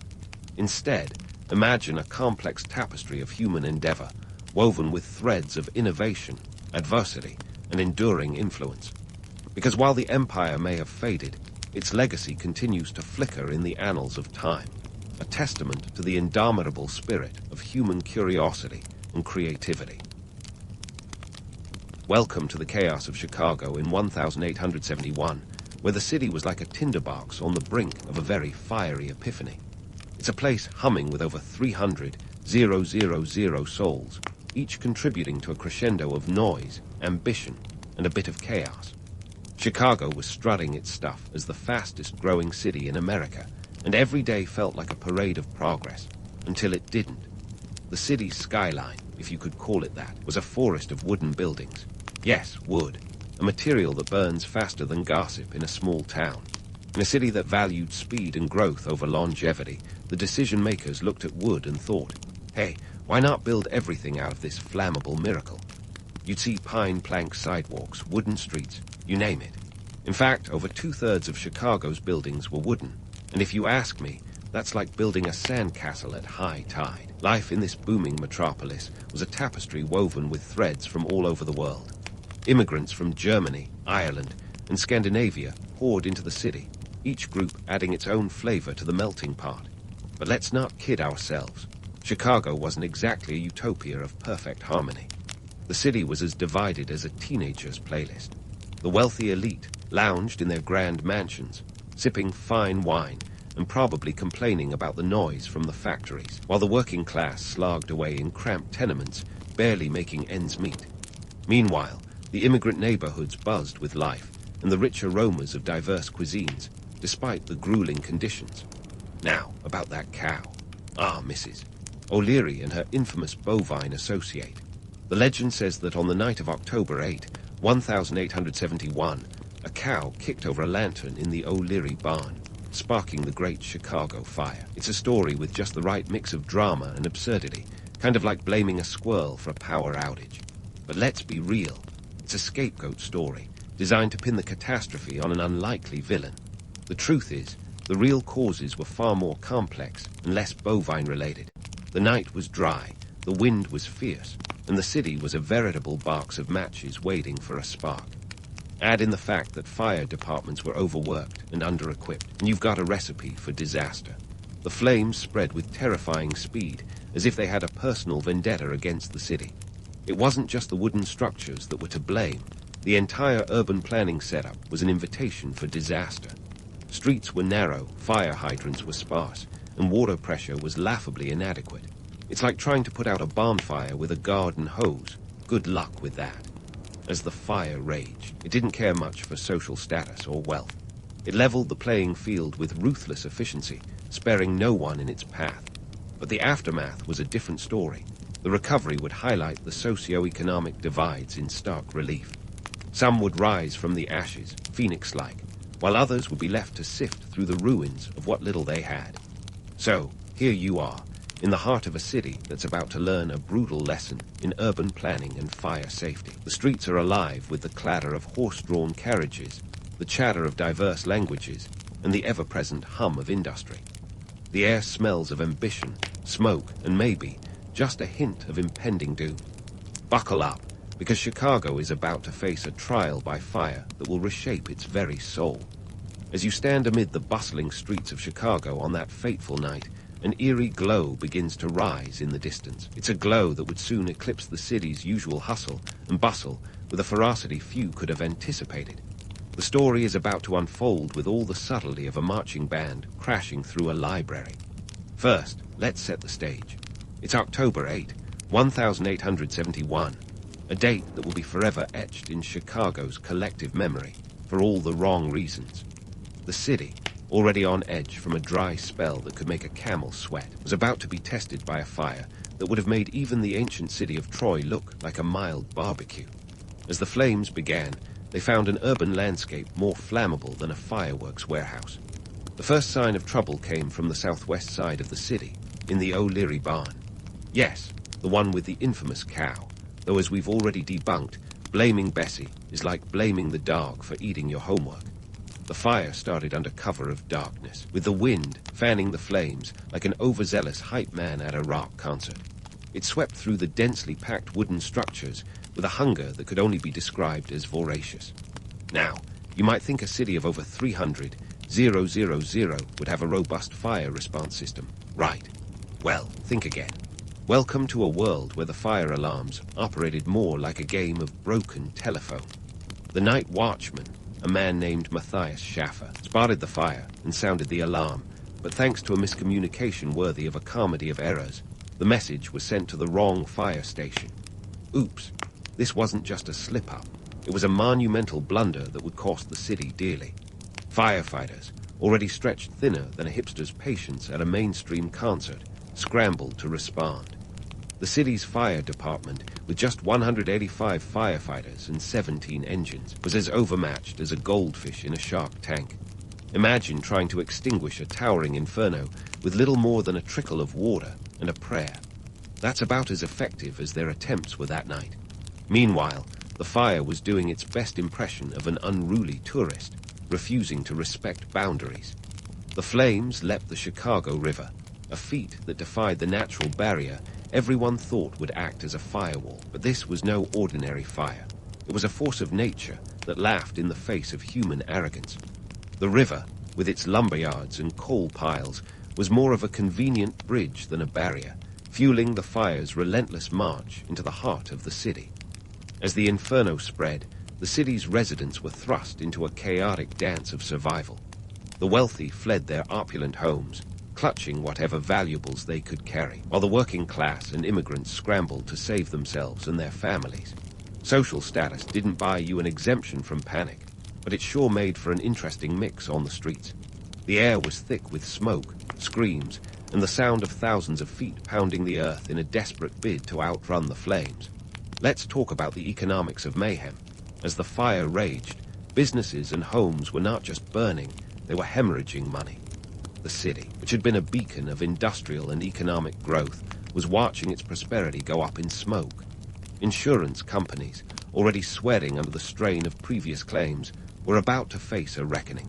It was like watching a high-stakes poker game where everyone suddenly realized they were out of chips. In the midst of this, the city leaders were scrambling to get a grip on the chaos.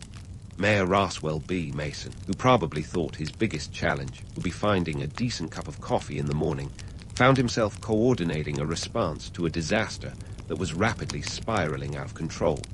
He issued orders to blow up buildings in the path of the fire in a desperate attempt to create fire breaks. It was a gamble as bold as it was desperate, and it underscored the sheer futility of their efforts. As night gave way to dawn on October 9, the fire showed no signs of slowing down. It had already consumed miles of the city, leaving behind a trail of destruction that looked like something out of a post-apocalyptic movie. The impact of the fire was not just physical, it was psychological. It shattered the illusion of progress and invulnerability that Chicago had carefully crafted.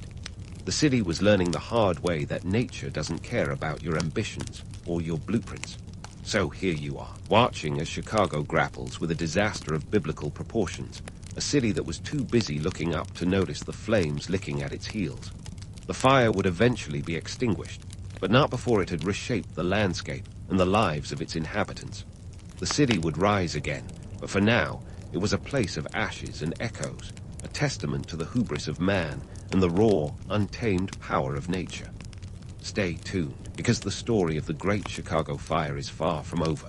There's more to uncover in the aftermath, the rebuilding, and the lessons learned, or not learned, from this fiery trial.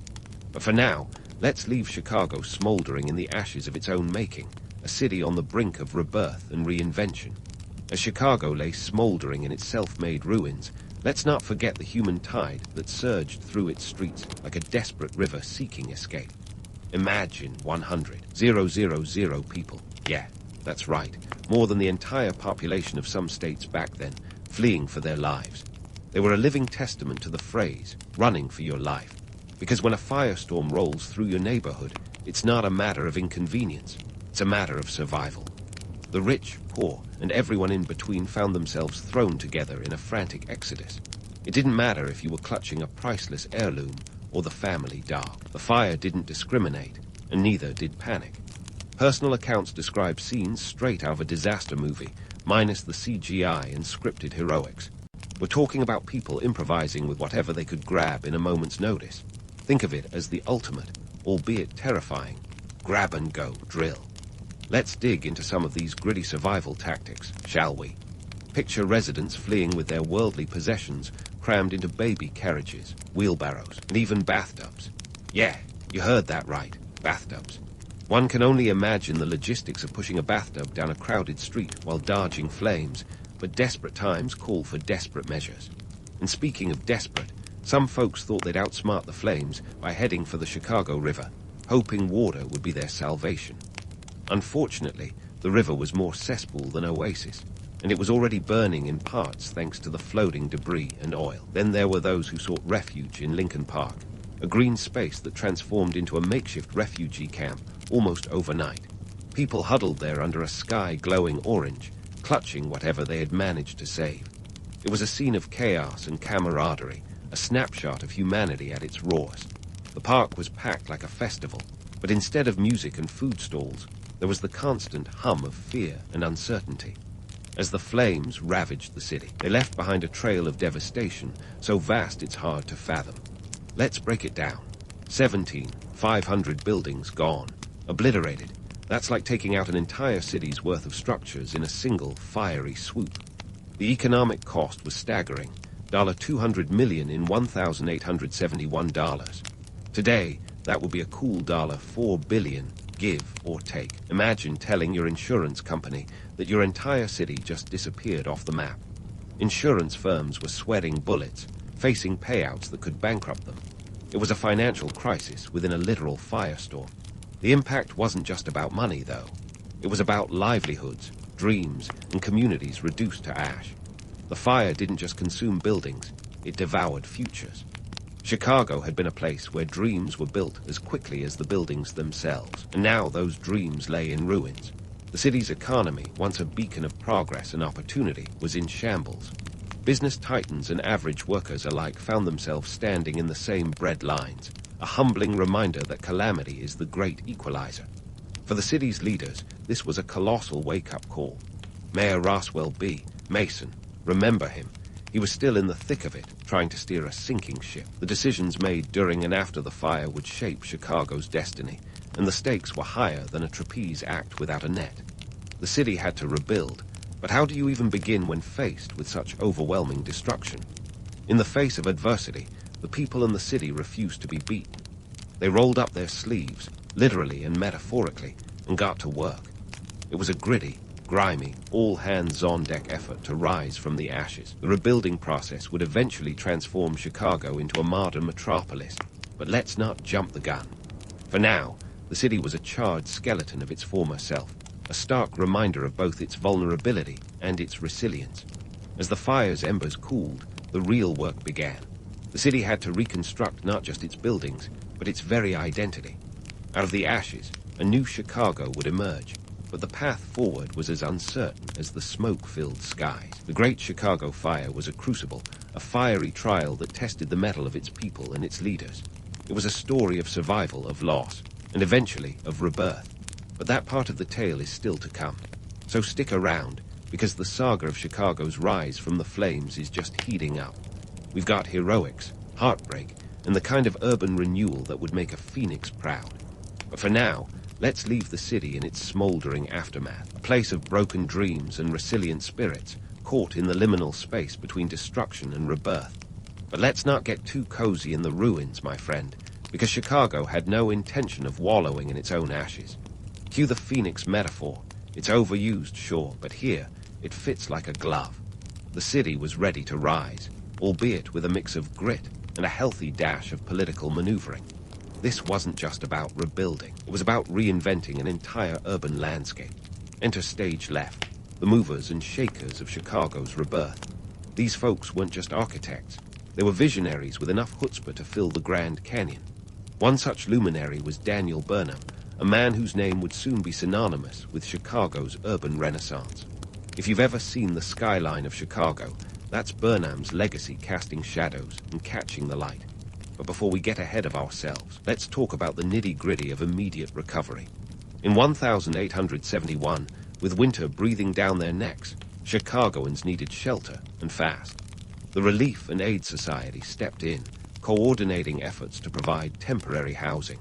We're talking about a city of tents and shanties sprouting up like mushrooms after rain, serving as home sweet home for thousands who'd lost everything. It was a patchwork solution, but it kept the worst of the cold at bay, while the real rebuilding gears started grinding. And those gears, they were fueled by legislation, baby. The city council, with a newfound urgency, got busy drafting new building codes, out with the old, dangerous ways, and in with fireproofing measures that would make a dragon yawn. The great irony here is that Chicago, once a poster child for flammable chaos, would become a pioneer in fire-resistant architecture. Brick and stone were now the materials du jour. Wood, that old incendiary friend, was given its marching orders. Now, let's add a twist of political intrigue, because what's a good recovery story without a bit of drama? In the wake of the fire, there were plenty of power plays and backroom deals. Business magnates and politicians jockeyed for influence, each with their own vision for the city's future. Even the railroads got in on the action, eager to ensure their routes would be at the heart of the new Chicago. The stakes were skyscraper high, and everyone wanted a piece of the pie. As for Daniel Burnham, this was his moment. Having previously worked with John Wellborn Root, another architectural genius, Burnham seized the opportunity to reshape Chicago. Together, they would lay down plans for a city that was not only functional but beautiful. Their designs emphasized wide boulevards and green spaces, a stark contrast to the cramped chaos that had fueled the fire. It was urban planning with a capital U and a P. But let's not pretend this was all smooth sailing. The reconstruction faced its fair share of hiccups and disputes. For every visionary plan, there was a critic ready to throw a wrench in the works. Some folks weren't thrilled about the idea of tearing down the old and ushering in the new. Nostalgia, after all, is a powerful beast. Yet, despite the challenges, the wheels of change kept turning. By the time the 1880s rolled around, Chicago was strutting its stuff with a new swagger. The city had not only rebuilt, but had done so in a way that set the stage for future growth. And that stage, it was set for a World's Fair. Yes, the 1893 World's Columbian Exposition was just around the corner, promising to showcase Chicago as a hub of innovation and culture. This wasn't just a fair. It was a statement to the world that Chicago was back, bigger and bolder than ever. So, as we stand on the cusp of this monumental event, let's reflect on the sheer audacity it took to not just rebuild, but to transform. Chicago's recovery was a testament to human resilience and ingenuity, with a dash of political savvy thrown in for good measure. The Great Chicago Fire might have been a trial by fire, but the city's response was nothing short of a masterclass in urban renewal. And as we gear up for the grandeur of the World's Fair, remember, this isn't just about buildings and boulevards. It's about a spirit undaunted by disaster, a city that refused to be defined by its darkest hour. So stay tuned, because the next chapter in Chicago's saga is about to unfold, complete with Ferris wheels, electricity, and a celebration that would make even the most skeptical onlooker tip their hat in admiration. And so, my friend, as Chicago readied itself to take the world stage with the 1893 World's Columbian Exposition, we find ourselves at the grand finale of this fiery tale. The Great Chicago Fire of 1871 with all its blazing chaos, was not just a story of destruction, but a crucible that forged a new identity for the city. The fire left a legacy as indelible as the charred landscapes it once created, and like any good legend, it comes packed with myths, truths, and lessons that still echo in the urban canyons of today. Let's start with the myths, those tantalizing tales that seem to stick around like glitter after a party. The most infamous, of course, is the story of Mrs. O'Leary's cow. Historians have debunked this bovine blame game over and over, but the tale persists because it's just too juicy to let go. It's a classic case of scapegoating, plain and simple. In reality, the fire was a perfect storm of human folly. A city built of wood, a drought that parched the land, and a firefighting system more suited to a backyard barbecue than an urban inferno. But let's be honest, blaming a cow is a lot more fun than admitting to shoddy urban planning. Now, let's talk about the fire's lasting impact on Chicago's identity. The city didn't just rebuild, it reinvented itself with a flair that would make a phoenix look lazy. Before the fire, Chicago was a frontier boomtown, a hub of commerce and industry, but with all the forethought of a last-minute term paper. The blaze cleared the slate, and out of the ashes rose a city ready to lead the charge into modernity. We're talking wide streets, grand buildings, and an infrastructure that had learned, the hard way, the value of fireproofing. Chicago's rebirth was nothing short of an architectural revolution, with steel and stone becoming the new watchwords of progress. It was as if the city had decided, if we're going to burn, let's at least look good doing it. And let's not forget how this fiery trial influenced fire safety standards far beyond the Windy City. As news of Chicago's catastrophe spread, urban planners across the nation took note. Fire codes were overhauled, building materials scrutinized, and fire departments beefed up with the kind of urgency usually reserved for last-minute holiday shopping. It was as if the Great Chicago Fire had flipped a collective switch in the minds of city planners, illuminating the path to safer urban environments. But here's where the story gets a bit meta. The Great Chicago Fire didn't just reshape physical spaces, it reshaped attitudes.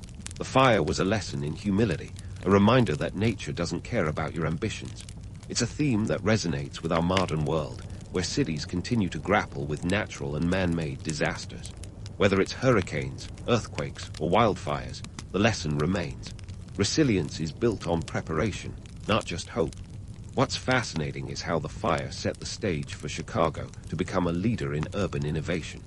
Daniel Burnham, with his grand visions and meticulous plans, turned adversity into opportunity. His work laid the groundwork for what would become the City Beautiful movement, inspiring cities across the globe to embrace urban planning as an art form. Burnham's mantra of "make no little plans" became the rallying cry for a generation of architects and planners who saw cities not just as places to live, but as canvases for human achievement. Now, let's draw some modern parallels. Fast forward to today, and you'll see that the spirit of innovation born from those ashes still thrives. Chicago remains a powerhouse of architectural innovation and urban planning. Skyscrapers pierce the sky with audacity, each one a testament to the city's enduring resilience. And the fire safety measures pioneered in the aftermath of the Great Fire have become standard worldwide, safeguarding millions of lives in the process. But let's not kid ourselves. The romantic allure of the Great Chicago Fire, a city rising from the ashes, heroes emerging from the shadows, will always captivate the imagination. It's a narrative that appeals to our love of redemption stories, a tale where disaster begets triumph. Yet beneath the romance lies the harsh reality. It took a disaster of epic proportions to spark change. The fire was both a catastrophe and a catalyst, a reminder that progress often comes at the price of hard lessons. As we wrap up this fiery journey, let's not forget the real cost: the lives lost, the homes destroyed, and the dreams shattered. The Great Chicago Fire wasn't just a moment in history. It was a turning point that reshaped an entire city and left an indelible mark on the world. So, next time you find yourself strolling through the streets of Chicago, take a moment to appreciate the legacy of resilience and innovation born from those flames. In conclusion, the Great Chicago Fire is a story of endurance and reinvention, a tale as relevant today as it was over 150 years ago. It's a reminder that while our cities may rise and fall, the human spirit remains unquenchable. So here's to Chicago, a city that dared to dream big, even when reduced to ashes. May its legacy continue to inspire us to build, to innovate, and to rise again, no matter the challenges we face. If the rise of the Abbasid Caliphate were a modern-day Netflix series, it would be the kind that hooks you with a cold open of political intrigue, where everyone's playing a game of medieval survivor with real swords and actual heads on the line. Our story kicks off in 750 CE, right when the Abbasids decided they were pretty tired of being the second string to the Umayyads, who had been running the show since the big Islamic expansion party started around 661 CE. And let's be honest, the Umayyads were about as popular as a medieval tax collector at a peasant festival. The Umayyads, ruling from Damascus, had a knack for making enemies. Their policies were often seen as elitist, favoring Arab Muslims over non-Arab converts, which is like inviting everyone to the party, but only letting your cousins use the good bathroom. Now, the Abbasids, claiming descent from none other than the Prophet Muhammad's uncle, Abbas, saw this as their golden opportunity to step in and say, "Hey, we're more inclusive. Also, we really like power." They cleverly spun their message, appealing to those who felt sidelined, particularly the Persian Mawali, or non-Arab Muslims. It was a classic political move. Promise change and hope, everyone ignores the fact that you're still part of the same extended family tree. Now, if you're thinking this was a peaceful transition where everyone politely agreed to new management over tea and dates, think again. The Abbasids had to bring out the big guns, and by guns, I mean armies. They teamed up with the Persian general Abu Muslim, whose military prowess was legendary. Picture a guy who could probably win a chess game while simultaneously assembling a flat-pack catapult. Together, they led a revolution that culminated in the Battle of the Zab in 750 CE. The Abbasid forces clobbered the Umayyads in what was less of a battle and more of a medieval smackdown. After the dust settled, the Abbasids didn't just take over, they wanted a fresh start. So, they packed up their ambitions and set off to build Baghdad in 762 CE. Why Baghdad? Well, it was smack dab in the middle of Mesopotamia, an area known for its lush landscape and strategic location on the Tigris River. In other words, it was prime real estate with a view. The city, designed in a circular format, was a masterpiece of urban planning. Imagine a city built like a giant bullseye, where the center was the Caliph's palace, and the rings around it were filled with bustling markets, scholars, and probably a few vendors yelling about their unbeatable hummus deals. Building Baghdad wasn't cheap. The Caliph, Al-Mansur, reportedly shelled out a staggering 833,000 silver dirhams for its construction. To put that into perspective, that's a lot of falafel. But the investment paid off, as Baghdad quickly became a cultural and economic powerhouse. It was like the Silicon Valley of the 8th century, where instead of tech startups, you had scholars gathering to innovate in fields like astronomy, medicine, and philosophy. In terms of socio-economic policies, the Abbasids were shrewd. They understood that to maintain power, they needed to balance the books and keep their diverse population happy. They introduced measures to support trade and industry, tapping into the Silk Road's lucrative network. At the same time, they implemented new tax systems designed to be fairer to the non-Arab Muslims, which was a bit like the government suddenly deciding to give everyone a tax break right before an election. Coincidence? Not likely. Yet, underneath this shiny new facade, the Abbasids were not above a little medieval PR spin. They painted themselves as the champions of Islam, the rightful rulers who would restore justice and equality. But those promises sometimes had the lifespan of a mayfly. Political maneuvers and backstabbing were as common as sand in the desert, with one caliph even famously inviting the last remaining Umayyad prince over for dinner, only to serve up betrayal for dessert. Baghdad's founding wasn't just a story of bricks and mortar, but of a strategic gamble that paid off in spades.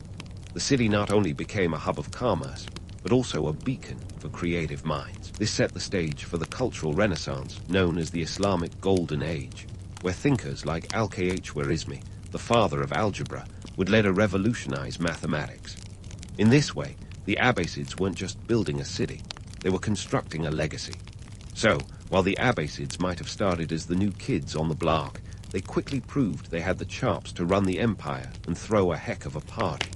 But as we'll see, maintaining that kind of momentum is its own epic challenge. For now, though, they were riding high on the wave of their fresh start, with a shiny new capital and a political playbook that was as clever as it was ruthless. They'd knocked the Umayyads off the throne, built a city for the ages, and set the stage for a golden age of culture and learning. Not too shabby for a crew that started with a family squabble and a dream. Just as the Abbasids were basking in the glow of their freshly minted capital, they were also laying the groundwork for what would become one of history's most dazzling intellectual renaissances. Welcome to the Islamic Golden Age, a time when Baghdad wasn't just a city. It was the beating heart of a cultural and scientific revolution. Picture the House of Wisdom, a veritable think tank of medieval proportions, where the world's greatest minds gathered to dissect, debate, and, well, occasionally argue over whose idea was the best. The House of Wisdom was like a medieval Google, without the internet trolls and cat videos. Established during the reign of Caliph Harun al-Rashid in the late 8th century, and flourishing under his son, Al-Mamun, this was where the magic happened. It wasn't just a library, it was the intellectual equivalent of a rock concert, with scholars from every corner of the known world flocking to partake in a feast of knowledge. Greek, Persian, Indian, and later, Chinese works were translated, preserved, and expanded upon here. It was as if someone had hit the shuffle button on the world's greatest hits of philosophy, science, and literature. Imagine being a fly on the wall while Al-Khwarizmi, the guy who literally wrote the book on algebra, scribbled away, unwittingly sealing the fate of high school students worldwide. Or watching Hunayn ibn Ishaq, the translator extraordinaire, who turned Greek medical texts into Arabic, ensuring that Hippocrates could whisper sage advice across centuries. This intellectual cross-pollination was the secret sauce that fueled the Islamic Golden Age, and the Abbasids were the master chefs at the helm. But let's not kid ourselves. This wasn't just about academic altruism. There was a very real economic engine driving this obsession with knowledge. The Abbasid Caliphate was the center of a vast trade network that stretched from China to Spain, a route so lucrative it could make even the most hardened merchant drool.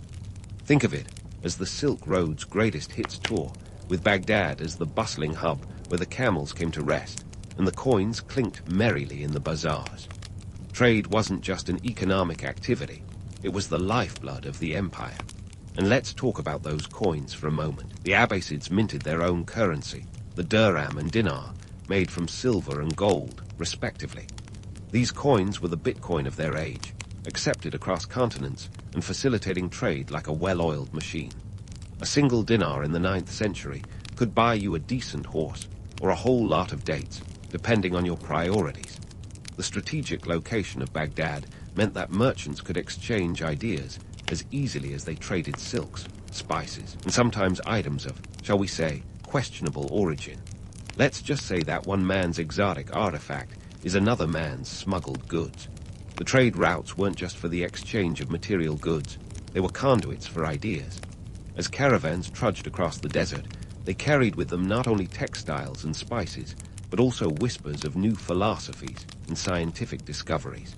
This flow of knowledge was a two-way street, with innovations traveling in both directions. The Abbasids, with their knack for adaptation and innovation, absorbed these ideas and transformed them into something uniquely theirs. Yet, let's not romanticize too much. The hustle and bustle of Baghdad's markets had their fair share of chaos and conflict. Merchants haggled with the intensity of modern-day Wall Street brokers, and the competition was fierce. The economic boom brought prosperity, but also a stark divide between the haves and the have-nots. While the elites feasted in opulent palaces, the less fortunate navigated the city's labyrinthine alleys, seeking their share of the pie. The Abbasids had to walk a tightrope, balancing the wealth flowing into the city with the growing needs of an increasingly diverse population. Despite the challenges, the Abbasids managed to maintain a semblance of order, largely thanks to their savvy administrative reforms. They introduced a more sophisticated tax system, which, while still a bit of a burden, was designed to be less oppressive than those of their predecessors. You could say they were the original tax reformers, trying to keep everyone happy while funding an empire. The Abbasid Caliphate was a melting pot of cultures, ideas, and dreams, all swirling together in a vibrant tapestry that defied the limitations of its time. It was a place where scholars could argue over the finer points of philosophy one moment and then marvel at the latest astronomical discoveries the next. The House of Wisdom was the nerve center of this intellectual fervor, a place where the past met the present in a heady mix of innovation and tradition. But the Golden Age wasn't just about scholarly pursuits and economic prosperity. It was also a time of political maneuvering, a game of thrones played out on a grand scale. The caliphs, while patrons of the arts and sciences, were also shrewd politicians, ever wary of the shifting sands of power. Alliances were formed and broken with the precision of a chess master, and loyalty was a commodity as precious as any golden coin. As we peek behind the curtain of this fascinating era, it's clear that the Abbasid Caliphate was as much a product of its contradictions as its triumphs. It was a time when the thirst for knowledge coexisted with the harsh realities of political intrigue and economic disparity. Yet, despite the challenges, the Abbasids managed to create a legacy that would echo through the ages, shaping the course of history long after their empire had faded into the annals of time. The Abbasids, much like their city of Baghdad, were complex, layered, and vibrant. They could be ruthless in their pursuit of power, yet they were also the architects of one of the most remarkable intellectual renaissances the world has ever seen. So, as we continue our journey through this incredible period, keep in mind that the story of the Abbasids is not just about what they built, but about how they inspired generations of thinkers and dreamers to come. And that, my friends, is a legacy worth celebrating. And so, as we dive deeper into the Abbasid era, it's clear that the Caliphate wasn't just a sprawling empire of gold coins and grand libraries. It was a complex, vibrant mosaic of cultures, languages, and ideas, a bit like the medieval version of a cosmopolitan city where everyone has a different accent and a penchant for debate. Imagine a bustling marketplace where the air is thick with the aroma of spices and the sound of countless languages mingling. Welcome to the heart of the Abbasid Caliphate, where diversity wasn't just a buzzword. It was the lifeblood of the empire. The Abbasids, in their quest for control and prosperity, had inadvertently created one of history's most fascinating social fabrics. Within their vast empire, diverse communities from Arabs to Persians, Turks to Indians, and Christians to Jews found themselves living side by side. And while this multicultural tapestry was often a source of collaboration, it wasn't without its share of tension and rivalry. For example, in Baghdad's bustling streets, you'd find scholars from all corners of the world rubbing shoulders with merchants, artists, and craftsmen. It was a meeting of minds that sparked innovations and discoveries, much like an intellectual potluck where everyone brought their best dish to the table. This cultural cross-pollination was the secret ingredient behind many of the era's greatest advancements. Take medicine, for instance. The Abbasid era was a time when physicians like Al-Razi, known in the West as Razis, were redefining healthcare. Al-Razi, who practiced in Baghdad, was a pioneer in fields like pediatrics and ophthalmology. He even wrote a comprehensive medical encyclopedia, the Kitab al-Hawi, which compiled centuries of medical knowledge. His work was so influential that it was translated into Latin and used as a reference in European universities for centuries. But don't be fooled into thinking this was just a dry academic exercise. Al-Razi famously experimented with various treatments, sometimes to the chagrin of his patients. So, while he might not have had a modern medical degree, he was certainly ahead of his time, even if his methods occasionally involved a bit of medieval trial and error. Meanwhile, in the realm of mathematics, the Abbasids were busy turning numbers into magic. Enter Al-Khwarizmi, the man who could make algebra sound less like a nightmare and more like an art form. Living in the 9th century, Al-Khwarizmi wrote the compendious book on calculation by completion and balancing, which laid the groundwork for algebra as we know it. His work introduced the concept of solving equations, and yes, he's the reason why we have to deal with those pesky X's and Y's in math class. But before you curse his name, remember that his contributions were instrumental in developing everything from engineering to economics. So, next time you're balancing your checkbook, you can thank or blame Al-Khwarizmi. And let's not forget about astronomy, where Abbasid scholars were literally reaching for the stars. Al-Farghani, a key figure of the era, wrote the Book of Celestial Motions, which provided detailed observations of the planets and stars. His work was so precise that it was later used by Christopher Columbus to navigate the seas. The Abbasid commitment to understanding the heavens wasn't just about stargazing. It was a way to better understand the world and humanity's place within it.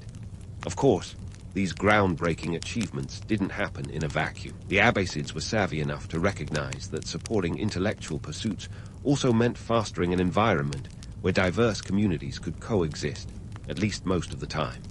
And while this multicultural harmony occasionally hit a sour note, like when religious or ethnic tensions flared, it's undeniable that the era's greatest achievements were born from this cross-cultural collaboration.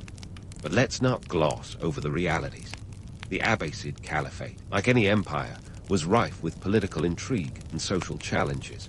While they championed inclusivity, the Abbasids were also masters at playing the political game. They knew that to maintain power, they had to keep the peace between the empire's various factions. This often meant employing a delicate balance of diplomacy, strategic marriages, and the occasional show of force. Yet, in the midst of this political balancing act, the Abbasids were laying the groundwork for a legacy that would transcend their empire's eventual decline. They understood that real power came not just from the sword, but from the pen and the ideas it could convey. This fusion of cultural exchange and intellectual pursuit created a fertile ground for innovation, one that would resonate through the ages and influence civilizations far beyond the borders of the Caliphate. In a way, the Abbasid period was a time when the world seemed to shrink, as ideas and knowledge traversed continents, carried by scholars and merchants alike.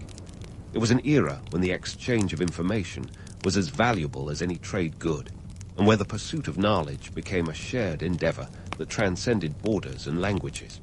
So, as we continue our journey through the rich tapestry of the Abbasid Caliphate, let's remember that this was a time of extraordinary diversity and intellectual fervor.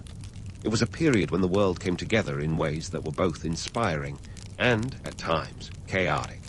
But through it all, the Abbasids managed to weave a legacy of knowledge and innovation that would echo through history, leaving an indelible mark on the world. Stay tuned to see how this cultural and intellectual renaissance would ultimately shape the future, as the Abbasid Caliphate continued to navigate the choppy waters of political intrigue and social complexity. There's much more to uncover as we delve deeper into the story of the Abbasids and their enduring impact on the world. So, let's dive into the nitty-gritty of the Abbasid Caliphate's internal soap opera, complete with plot twists that would make even the most dramatic TV writers swoon. You see, the Abbasids weren't just sitting pretty on their golden thrones, sipping mint tea while Baghdad hummed with intellectual buzz. No, they were juggling the precarious politics of an empire that was about as stable as a one-legged stool on a windy day. First up in our tale of intrigue, the internal power struggles that were as common as sandstorms in the desert. The Abbasid caliphs, despite their grandiose titles and flowing robes, were often more like ringmasters in a chaotic circus. Just when they thought they had a handle on things, a new contender would pop up, eager to snatch the reins of power. Family feuds, check. Backstabbing, double check. It was a real-life Game of Thrones, only with fewer dragons and more bureaucratic paperwork. Take, for instance, the infamous Fourth Fitna, or Civil War, that rocked the Caliphate in the 9th century. This was a time when the Abbasids were so busy fighting amongst themselves, they might as well have been wearing jerseys. The conflict kicked off in 809 CE with the death of Caliph Harun al-Rashid, that same guy who loved a good book in the House of Wisdom. Harun, thinking he was being clever, divided his empire between his two sons, Al-Amin and Al-Mamun. Spoiler alert, sibling rivalry ensued. Al-Amin, ruling from Baghdad, thought he got the better end of the deal. Al-Mamun, stationed in the eastern province of Khorasan, had other ideas. The result was a bloody conflict that lasted until 813 CE, ending with Al-Mamun's victory and Al-Amin losing his head, literally. This internal strife wasn't just a family affair. It had real consequences for the empire's stability. While the Abbasid caliphs were busy playing musical thrones, regional powers were gaining strength, ready to grab their slice of the Abbasid pie. Enter the rise of the Tahirids and the Samanids, dynasties that started as loyal servants of the Caliphate, but soon became power players in their own right. The Tahirids, ruling from Nishapur, and the Samanids, based in Bukhara, began to operate with an alarming level of autonomy, like teenagers who just got their first set of car keys. These regional powers weren't just content with their newfound independence, they were also keen on flexing their muscles. The Safarids, under Yaqub ibn al-Layth, a former coppersmith turned military commander, rose to prominence in the 9th century. They carved out a swath of territory in eastern Iran, essentially flipping the bird to the Abbasid caliphs. It was a classic case of the apprentice becoming the master, and the Abbasids were left scrambling to keep their empire from crumbling like an overbaked cookie. Now, if you're thinking this was the height of the Abbasid headaches, think again. The 10th century brought even more contenders to the stage, with the rise of the Buyids and the Fatimids. The Buyids, a dynasty of Persian origin, took control of Baghdad in 945 CE, reducing the once mighty caliphs to little more than figureheads. The Fatimids, meanwhile, created their own rival caliphate in North Africa, claiming descent from the Prophet Muhammad's daughter, Fatima. These guys were serious contenders, and they weren't afraid to show it. They even established a new capital, Cairo, in 969 CE, which became a cultural and economic rival to Baghdad. But wait, there's more. The Abbasids' woes didn't stop at internal strife and pesky regional powers. They also had to contend with the occasional Mongol invasion, because, why not add a bit of extra chaos to the mix? The Mongols, under the leadership of Hulagu Khan, swept across the Middle East like an unstoppable force in the 13th century. By 1258 CE, they reached Baghdad, and let's just say, they weren't there for the kebabs. The city fell, and with it, the heart of the Abbasid Caliphate. The Mongols sacked Baghdad, ending the Caliphate's golden age with a thud heard round the world. But here's where we need to pump the brakes on the romanticized version of the Abbasid story. The narrative of an unending golden age, where the caliphs ruled with benevolence and wisdom, is, well, a bit of a stretch. Sure, the Abbasids oversaw an era of great intellectual and cultural achievements, but the political undercurrents were anything but stable. The facade of glory masked a reality of constant power struggles, shifting alliances, and regional fragmentation. In fact, the cracks in the Abbasid Empire began to show long before the Mongols came knocking. The bureaucratic machinery that held the empire together was creaking under its own weight. Corruption was rife, with officials lining their pockets like it was a competitive sport. The intricate tax system, designed to fund the Caliphate's grand projects, often turned into an oppressive burden for the common folk. While the elite dined on delicacies, the average citizen grappled with taxes that could make even the most enthusiastic tax accountant weep.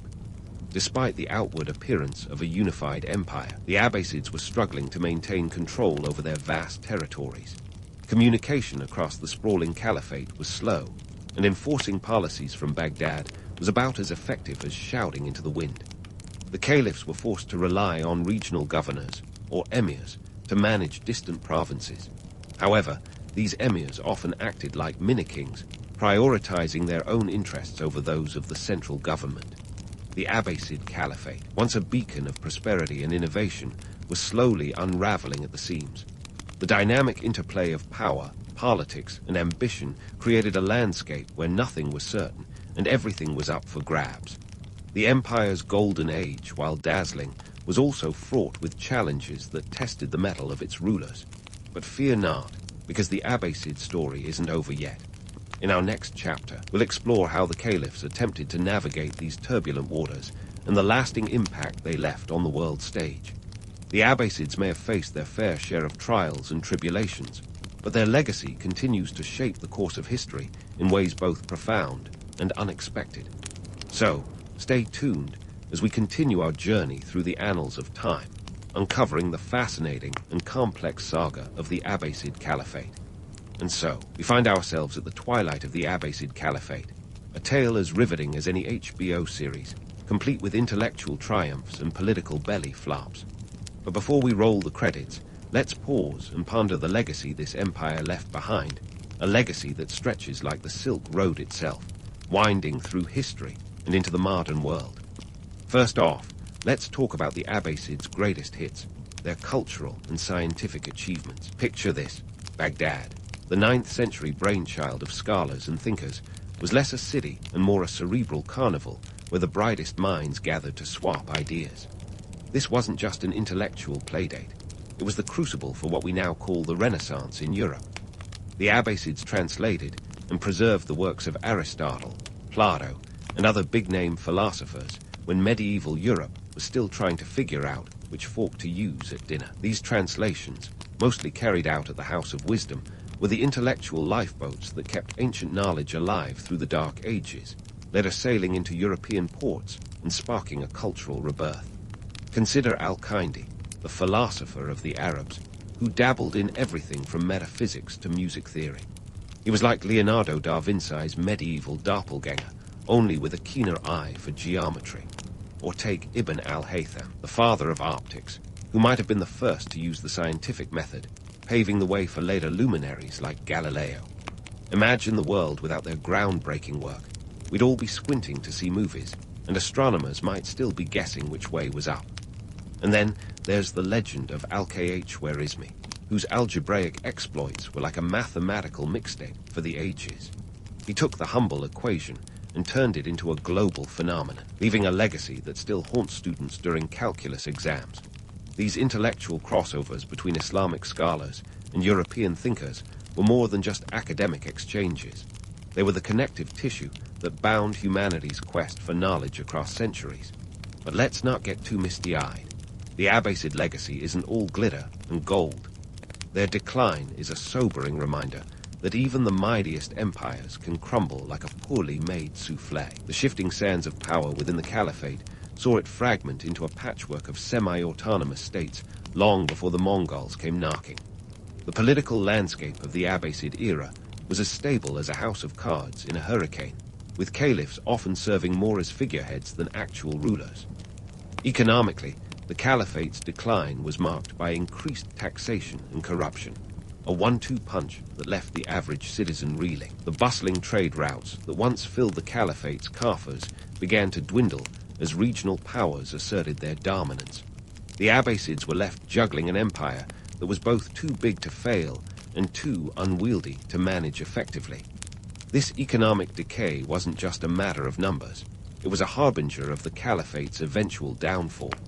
Now, let's debunk a myth or two, shall we? The romantic notion that the Abbasids were the benevolent guardians of a perpetual golden age is a bit of a fairy tale.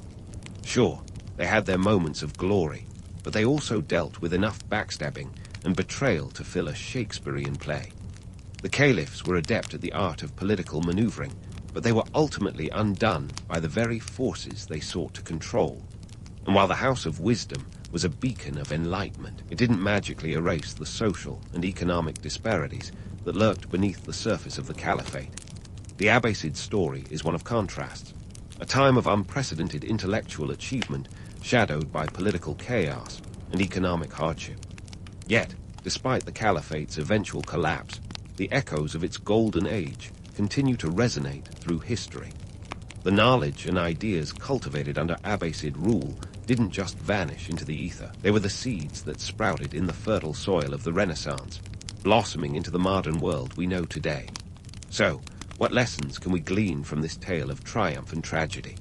For one, it's a stark reminder that empires, like all things, are subject to the whims of time and fortune. The Abbasids rose to power on the promise of inclusivity and innovation, but they also fell victim to the age-old trappings of political ambition and economic disparity. Their story is a testament to the cyclical nature of history, where empires rise and fall, leaving behind legacies that shape the course of human civilization. As we wrap up our journey through the annals of the Abbasid Caliphate, let's take a moment to reflect on the enduring influence of this remarkable era. The Abbasids, with their blend of intellectual curiosity and political intrigue, left an indelible mark on the world, a legacy that continues to inspire and challenge us today. Their story is a reminder that history is not just a collection of dates and events, but a tapestry of human endeavor, woven with threads of knowledge, ambition, and resilience. And so, we bid farewell to the Abbasid Caliphate, a chapter in history that offers both cautionary tales and inspiring lessons. As we continue to navigate the complexities of our own time, may we draw upon the wisdom of the past, learning from both the triumphs and the tribulations of those who came before us. For in the end, the true legacy of the Abbasids lies not in the grandeur of their empire, but in the timeless pursuit of knowledge and understanding that unites us all. The wooden creak of the ship beneath you is your alarm clock, and the morning light barely trickles down into your cramped quarters. Welcome to your day as a sailor in the age of sail, where personal space is more like a distant memory. You and your shipmates are packed like sardines in a tin can, and privacy is a luxury afforded only to the captain. Your sleeping space, a narrow hammock, rocks with the ship's gentle sway, if you're lucky. Most times, it's a violent jolt, thanks to the unpredictable seas, and forget about a plush mattress. Your bed is essentially a canvas sling that offers about as much comfort as a rock pillow. As you hoist yourself out of your hammock, careful not to step on your neighbor's face, the air smells of salt, sweat, and stale food. It's a heady aroma that can only be described as eau de sailor. The hierarchy on board is as firm as the ship's timbers. It starts with the captain, the undisputed king of this floating kingdom, whose word is law. Beneath him are the officers, and then there's you, just another cog in the maritime machine, a mere sailor at the bottom of the naval food chain. Your day begins with a breakfast that's more about necessity than flavor. It's hardtack and salted meat, the staples of a sailor's diet. Hardtack, affectionately known as ship's biscuit, is basically a rock-hard slab of flour, water, and salt. It's so durable that it could double as a weapon if needed. Salted meat, on the other hand, is a culinary mystery. It's beef, or maybe pork if you squint and hope for the best. To wash it down, you're given a ration of small beer, low-alcohol brew to keep you hydrated and, more importantly, sane. Water on board is often stagnant and smells like it came from the ship's bilge, so small beer is your savior. Your wage as a sailor is another tale of woe. A typical sailor earns about £1 to £5 a month, which sounds decent until you realize the cost of living. In the 18th century, a loaf of bread could set you back a penny or two, and a pound of cheese might cost the same. When you factor in other necessities, your wage is barely enough to scrape by. You're not sailing for the money. You're here for adventure, or perhaps because you had no choice. Press gangs, after all, were a real threat. These were groups of men who would snatch you off the streets and forcibly enlist you into naval service. Romantic, isn't it?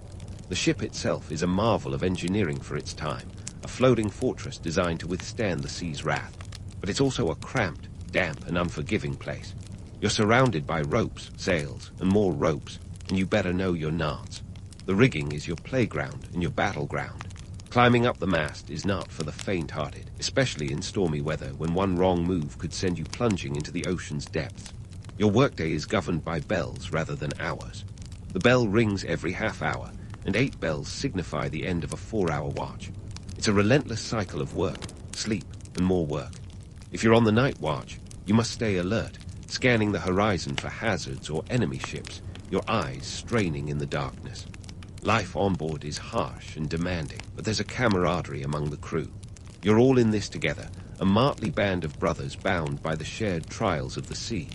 As you toil away, you might find yourself daydreaming about life ashore, but don't let nostalgia cloud the reality. On land, the life of a common sailor could be equally grim, with scarce jobs and the looming threat of the workhouse if you fell on hard times. The sea, for all its danger and discomfort, offers a chance at something different, a life of unpredictable adventure and the possibility, however slim, of fortune. Dinner is slightly more palatable, a stew made from the same salted meat, often bulked out with peas or beans. It's a heart meal at least, and after a grueling day, that's something to appreciate. As evening falls, you find a moment of respite, maybe a song or two with your shipmates, voices rising above the ocean's lullaby. But soon enough, it's back to your hammock, ready to do it all over again when the ship groans awake in the morning. There you have it, a slice of life on the high seas, stripped of its romantic varnish to reveal the gritty, salt-encrusted truth. The age of sail was an era of discovery and peril, where fortunes could be made or lost with the wind's whim. As you drift into sleep, the ship cradles you like a restless mother, and you can't help but wonder what tomorrow's seas will bring. As you drift into sleep, the ship cradles you like a restless mother, and you can't help but wonder what tomorrow's seas will bring. Spoiler alert, It's another day of hard labor and salty spray.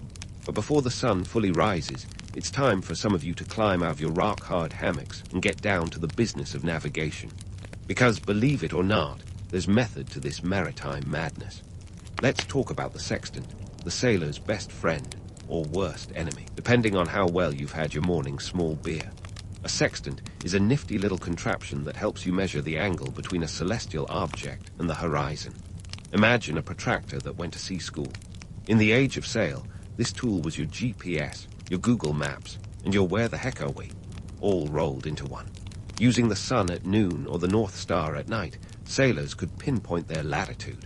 Longitude, however, was a whole different beast, one that baffled seafarers for centuries. It wasn't until the late 18th century, thanks to John Harrison's marine chronometer, that finding your east-west position became more precise. Before that, figuring out your longitude was about as reliable as a weather forecast from a fortune teller. The art of navigation was more than just pointing and shooting the sextant.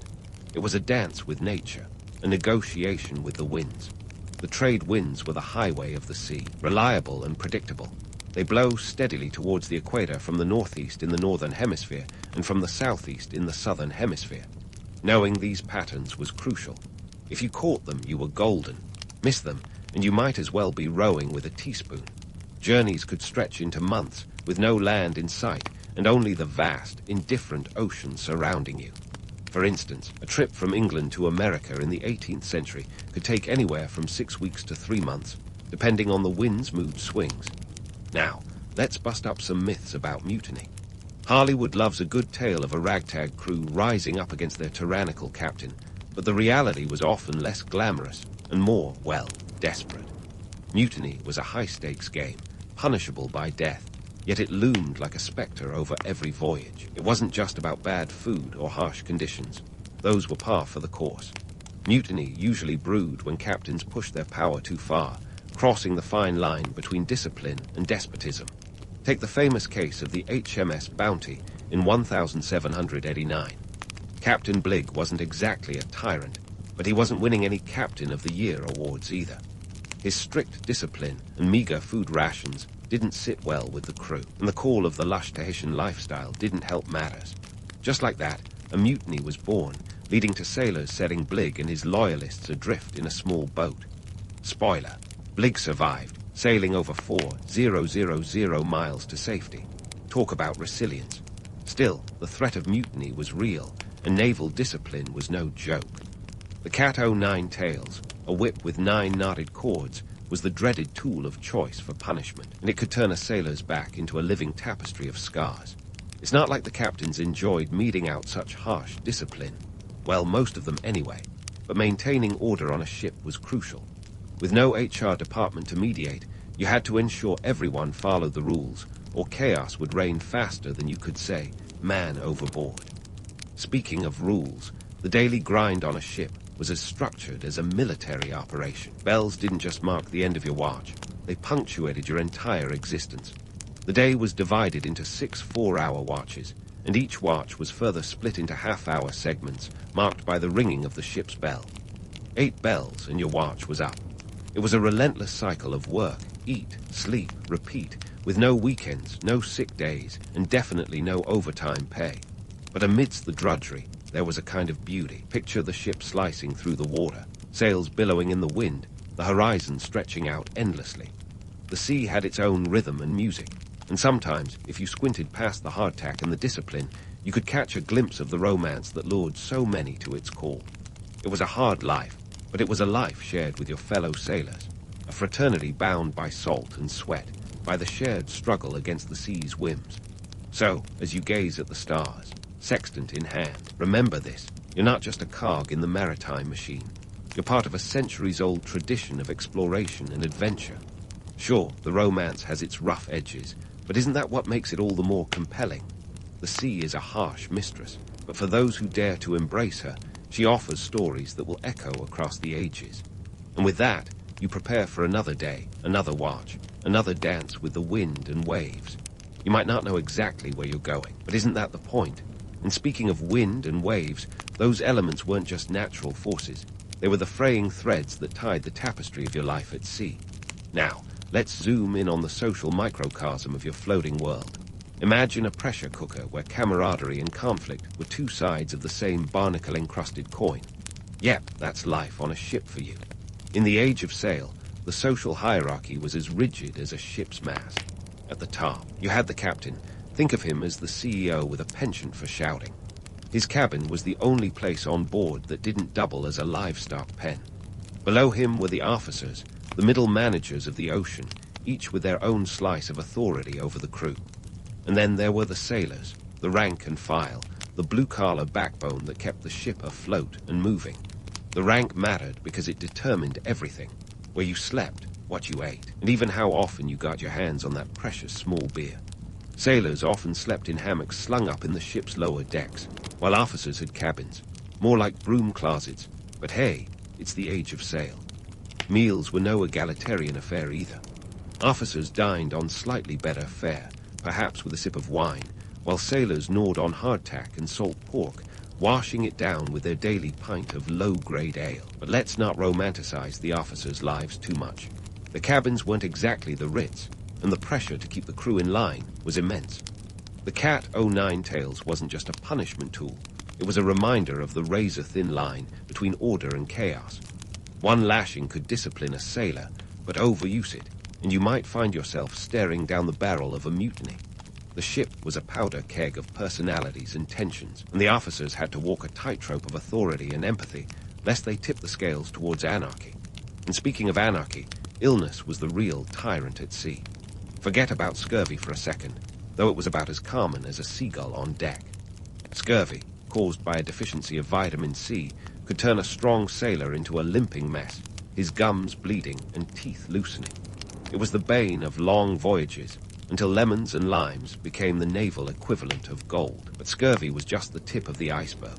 Dysentery, typhus, and other delightful diseases thrived in the cramped, unsanitary conditions of the ship. The sick bay was more of a sick corner, a dank space below decks where the ship's surgeon, often more butcher than doctor, did his best to patch up the crew with limited resources and even less training. Medical knowledge was rudimentary at best, think more medieval than modern. Injury was another constant threat. The rigging was a jungle gym from hell, where one slip could send you plunging to your doom. And if you lost a limb, well, hope you liked the nickname peg leg. Amputation was often the go-to solution for serious injuries, performed without anesthesia. Bite on this leather strap, it's as good as morphine, right? A far cry from the swashbuckling heroics of pirate lore, eh? But for all the hardships, there were moments of unity. You and your shipmates were bound by the shared trials of the sea, and in those rare moments of leisure, you might find yourself singing shanties, gambling with dice, or carving scrimshaw from whalebone. These were the threads that wove the crew together, moments of respite from the constant grind. Let's not forget the ports you visited, each one a melting pot of cultures, languages, and more often than not, trouble. The world of the 18th century was smaller than you might think, with every port a microcosm of international exchange, and sometimes clash. Sailors were the original global citizens, picking up bits of language, customs, and dress from every corner of the globe. But cultural exchange was not always peaceful. Ports could be powder kegs of tension, with sailors sometimes finding themselves in the middle of local disputes or involved in less than legal activities. Sailors were notorious for their love of drink and a good time, often spending their hard-earned wages in the taverns and brothels that lined the docks. It was a chance to escape the rigid hierarchy of the ship, even if just for a night. But these escapades could lead to trouble. Fights were common, and a night on the town could quickly turn into a night in the local jail, or worse. Yet these ports were also places of wonder. The bustling markets of the East Indies, the vibrant colors of the Caribbean, the exotic spices and silks of Asia. Each port offered a glimpse of a world much bigger than the confines of the ship. And for many sailors, these glimpses were worth the hardships of the sea. So, as the day winds down and the ship's bell rings out yet another watch, you find yourself reflecting on the strange, chaotic beauty of life at sea. It's a world of contradictions, where camaraderie and conflict, adventure and monotony, romance and reality coexist in a fragile balance. And as you prepare for another night in your hammock, rocked by the gentle, or not so gentle, sway of the ship, you can't help but feel a sense of belonging to this unique fraternity of the waves. In the end, the sea offers no guarantees, only possibilities. It's an unpredictable mistress, demanding and unforgiving, yet full of potential. The Age of Sail was a time when the world was both vast and small, where every horizon held the promise of something new. Whether you're in it for the adventure, the camaraderie, or simply because you have no other choice, Life at Sea is a story that continues to capture the imagination, its romance tempered by the harsh realities of salt, sweat, and survival. And as you close your eyes, ready to face another day, you wonder what stories you will add to the legacy of those who came before you, navigating the uncharted waters of a world as mysterious as the ocean itself.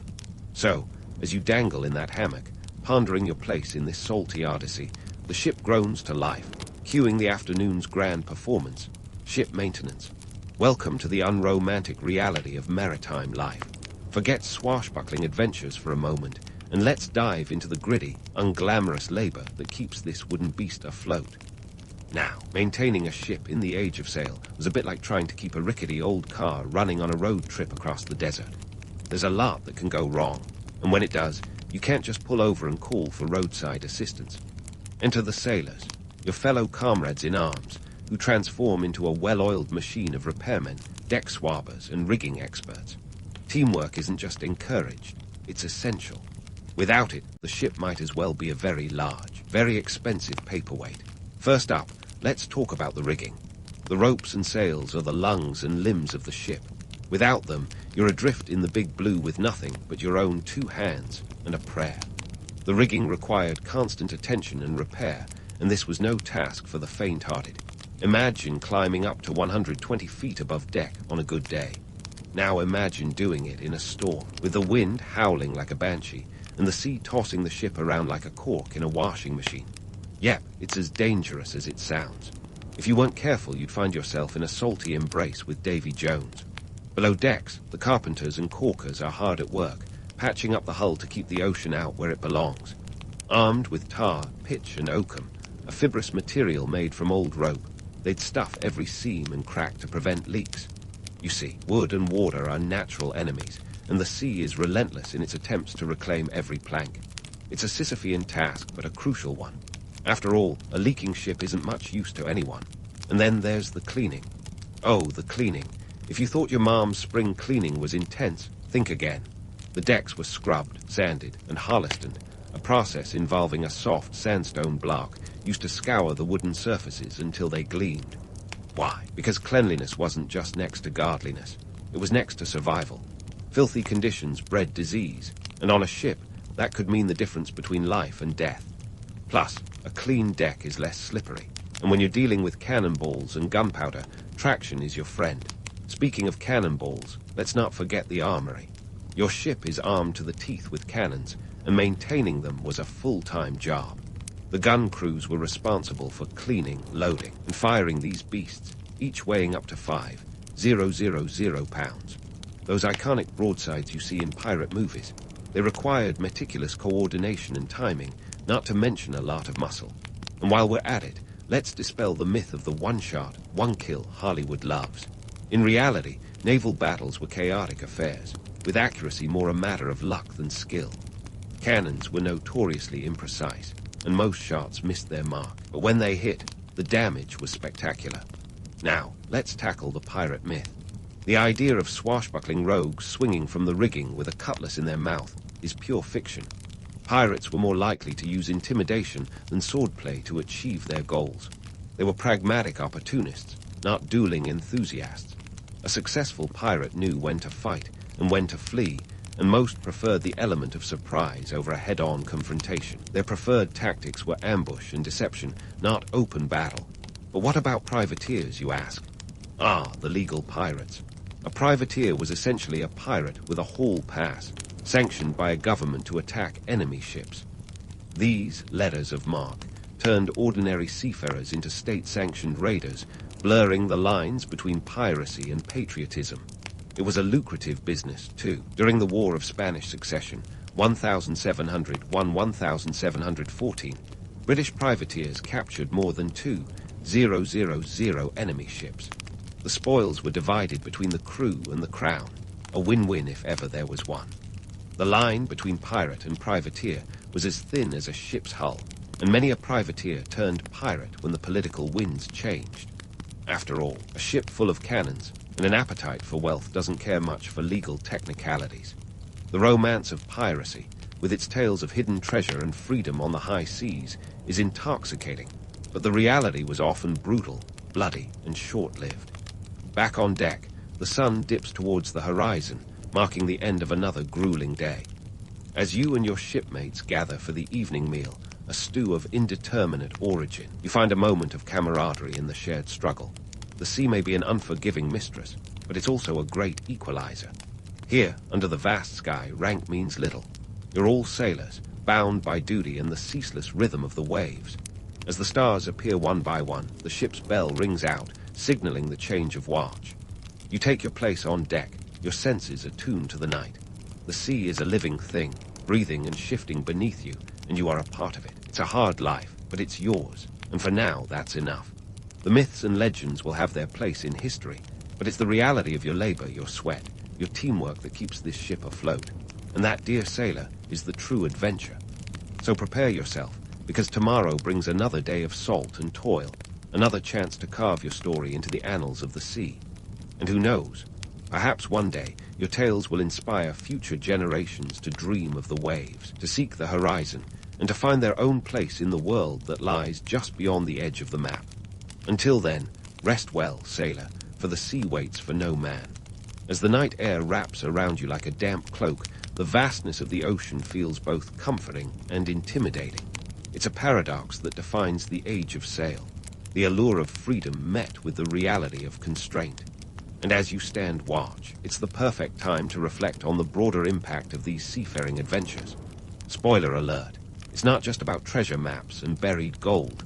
Let's dive into the economic currents that fueled this age of exploration. Picture this. The 17th and 18th centuries were the heyday of mercantilism, a fancy term for the economic theory that a nation's wealth was directly tied to its stockpile of gold and silver. Countries were like jealous hoarders, trying to snag as much shiny stuff as possible. Enter the age of sail, where ships became the vehicles of choice for transporting precious metals, exotic spices, and all manner of goods across the globe. You could almost hear the cartching of cash registers, if they existed back then. Consider the spice trade, the true gold rush of its time. Spices like pepper, cinnamon, and nutmeg were worth their weight in gold, literally. In the early 1600, a single nutmeg could fetch more than a cow. The Dutch East India Company, or VOC if you're into acronyms, was the Amazon of its day, monopolizing the Spice Islands and raking in profits like a modern-day tech giant. By 1669, the VOC was valued at about 78 million Dutch guilders, making it the richest company in history. Take that, Bezos. But it wasn't just spices.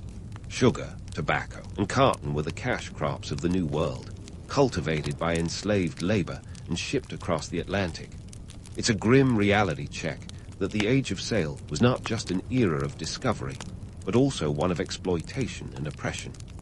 The triangular trade routes were the backbone of this economic system, connecting the Americas, Europe, and Africa in a web of commerce and human suffering. It's a harsh truth that the romanticized age of exploration was built on the backs of those who had no choice in the matter. Now, let's steer our attention to the political ripples these voyages caused. Imagine a world where the sun never set on the British Empire. The Age of Sail was the engine driving imperial expansion, with naval power playing a crucial role. Those wooden warships were more than just floating fortresses. They were the steel fists behind colonial grabs. The Battle of Trafalgar in 1805, led by Admiral Lord Nelson, was a pivotal moment that established British naval supremacy. With 27 ships, he took on the combined French and Spanish fleets, securing a victory that ensured British dominance of the seas for the next century. And it wasn't just the Brits flexing their maritime muscles. The Spanish, Portuguese, Dutch, and French all vied for control of sea routes and colonies, turning the world into their chessboard. The Spanish Armada's defeat in 1588 was a turning point, marking the decline of Spain's naval power and the rise of England's. It's like the ultimate game of risk. except the stakes were continents, not just plastic pieces. But let's not ignore the cultural exchanges that happened along the way. Sailors were inadvertent ambassadors, spreading languages, customs, and even diseases across the globe. The Columbian Exchange, named after Christopher Columbus, was a monumental swap meet where crops like potatoes and tomatoes traveled from the Americas to Europe, while horses and wheat made the return journey. It was the original globalization, shaping diets and cultures in ways that are still felt today.